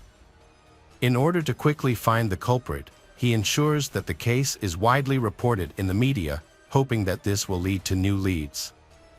On April 15, 2002, 3 months after Affair's body was discovered, new clues emerged in the case. The police received a detailed report from audio experts who had analyzed the recording of Affair's last call to emergency services. The experts carefully filtered out the background noise and identified two distinct male voices among the cries for help. One voice was calm and tried to reassure the victim, while the other, more aggressive, argued that she needed to be killed. They noted that the attackers had a heavy accent typical of an area called Picard, which happened to be close to where Affair's body was found. However, this information did not make the police's task any easier. They still lacked data, and the search for a new suspect was slow, with the assumption that two men were involved. After 6 months of unproductive investigation, the police department received a call from a farmer in Turtree. On July 8, 2002, he reported discovering a young girl's body on a haystack while heading to work. The shocking scene also revealed another mutilated body. Forensic experts, horrified by the brutality, noted that her limbs were dislocated and her body showed signs of having been run over by a vehicle. This location was only 30 kilometers away from where Affair had previously been found. The victim was identified as Patricia, a clerk who was known for riding her bicycle. She had gone missing just days before the farmer's discovery. Notably, similar items were found at this crime scene. Patricia was recognized as a beautiful girl who worked in a restaurant in Alberta. It was clear to police that these cases were linked, as such violent incidents had never occurred in this previously peaceful area. Witnesses who saw Patricia shortly before her death reported that a black sedan was following her bicycle on the street. At the time, they did not think much of it. Unfortunately, this was all the information the police could gather. The witnesses could not remember the car's make, model, or license plate. However, the police believed this crime was connected to a previous case, and new information about the black sedan helped narrow down the search. The media quickly picked up the story, increasing public fear and spreading rumors about a possible serial killer. The police's struggle to solve the case led to the discovery of a third body on August 21, 2002. In Villa-Brentoni, a van was found abandoned near the railroad tracks. And inside it, police discovered a third young girl who had been wounded by a bladed weapon and died from internal bleeding. Unlike the earlier victims, this girl's identity was unknown because no one had reported her missing. The police spoke with local residents and learned about the parents of a daughter who had not returned home the night before. They thought she was out with friends. Upon investigation, they recognized the victim as their 18-year-old daughter, Crestel. She was killed approximately 40 kilometers from where the first victim was found. In just 7 months, the gendarmes encountered 3 similar murders of young girls, each caught by the criminals at night on roads between settlements. The locations of these crimes on the map created a triangle that the media called the Triangle of Death. This situation caused public anxiety to escalate, leading residents to hold a memorial procession to express their fear for safety. Even with more police patrols and checkpoints, attempts to gather new evidence and testimonies from other potential victims were unsuccessful. However, by the end of November 2002, the investigation into the second Patricia victim's murder produced new leads. DNA found on the victim's clothing identified a suspect named Jean-Paul Conti, marking an important breakthrough for the police. Police arrived to question Conti, a man who had served 17 years in prison for a series of rapes. When he saw the police, he was very surprised. He remained calm and did not attract the attention of those around him. His home was located in the Triangle of Death, which included the locations where the 3 victims were found. Conti was arrested in the early morning of November 25, but police needed more evidence to link him to the murders. His DNA was only found on the clothing of the second victim, and there were no traces on the first and third victims.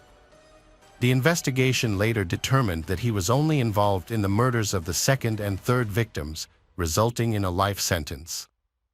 In addition, it was confirmed that he could not have been involved in the murder of Affair. as he was in prison at the time.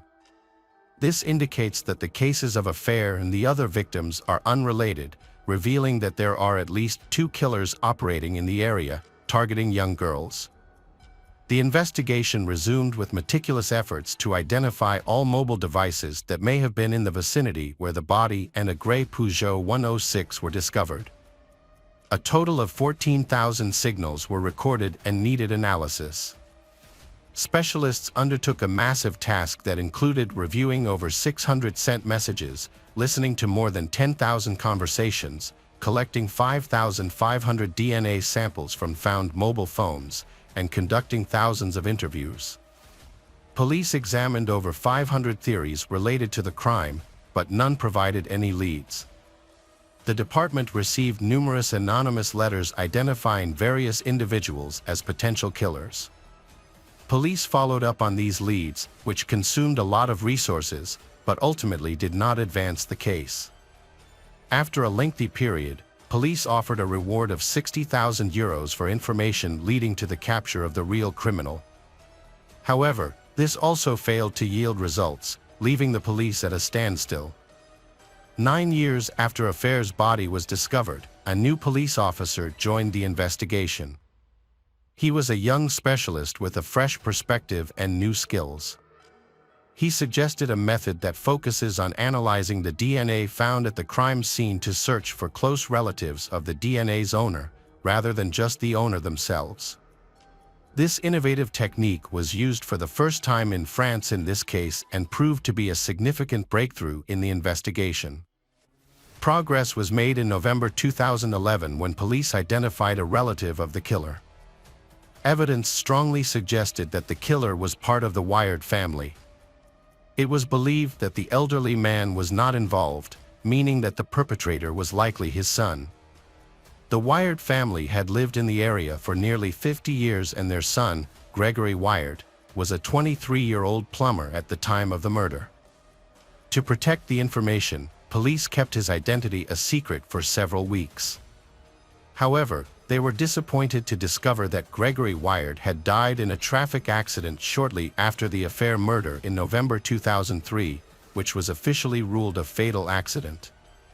The Gregory's death shortly after Affair's murder explained why his DNA was not found during random sampling of local residents from 2002 to 2010.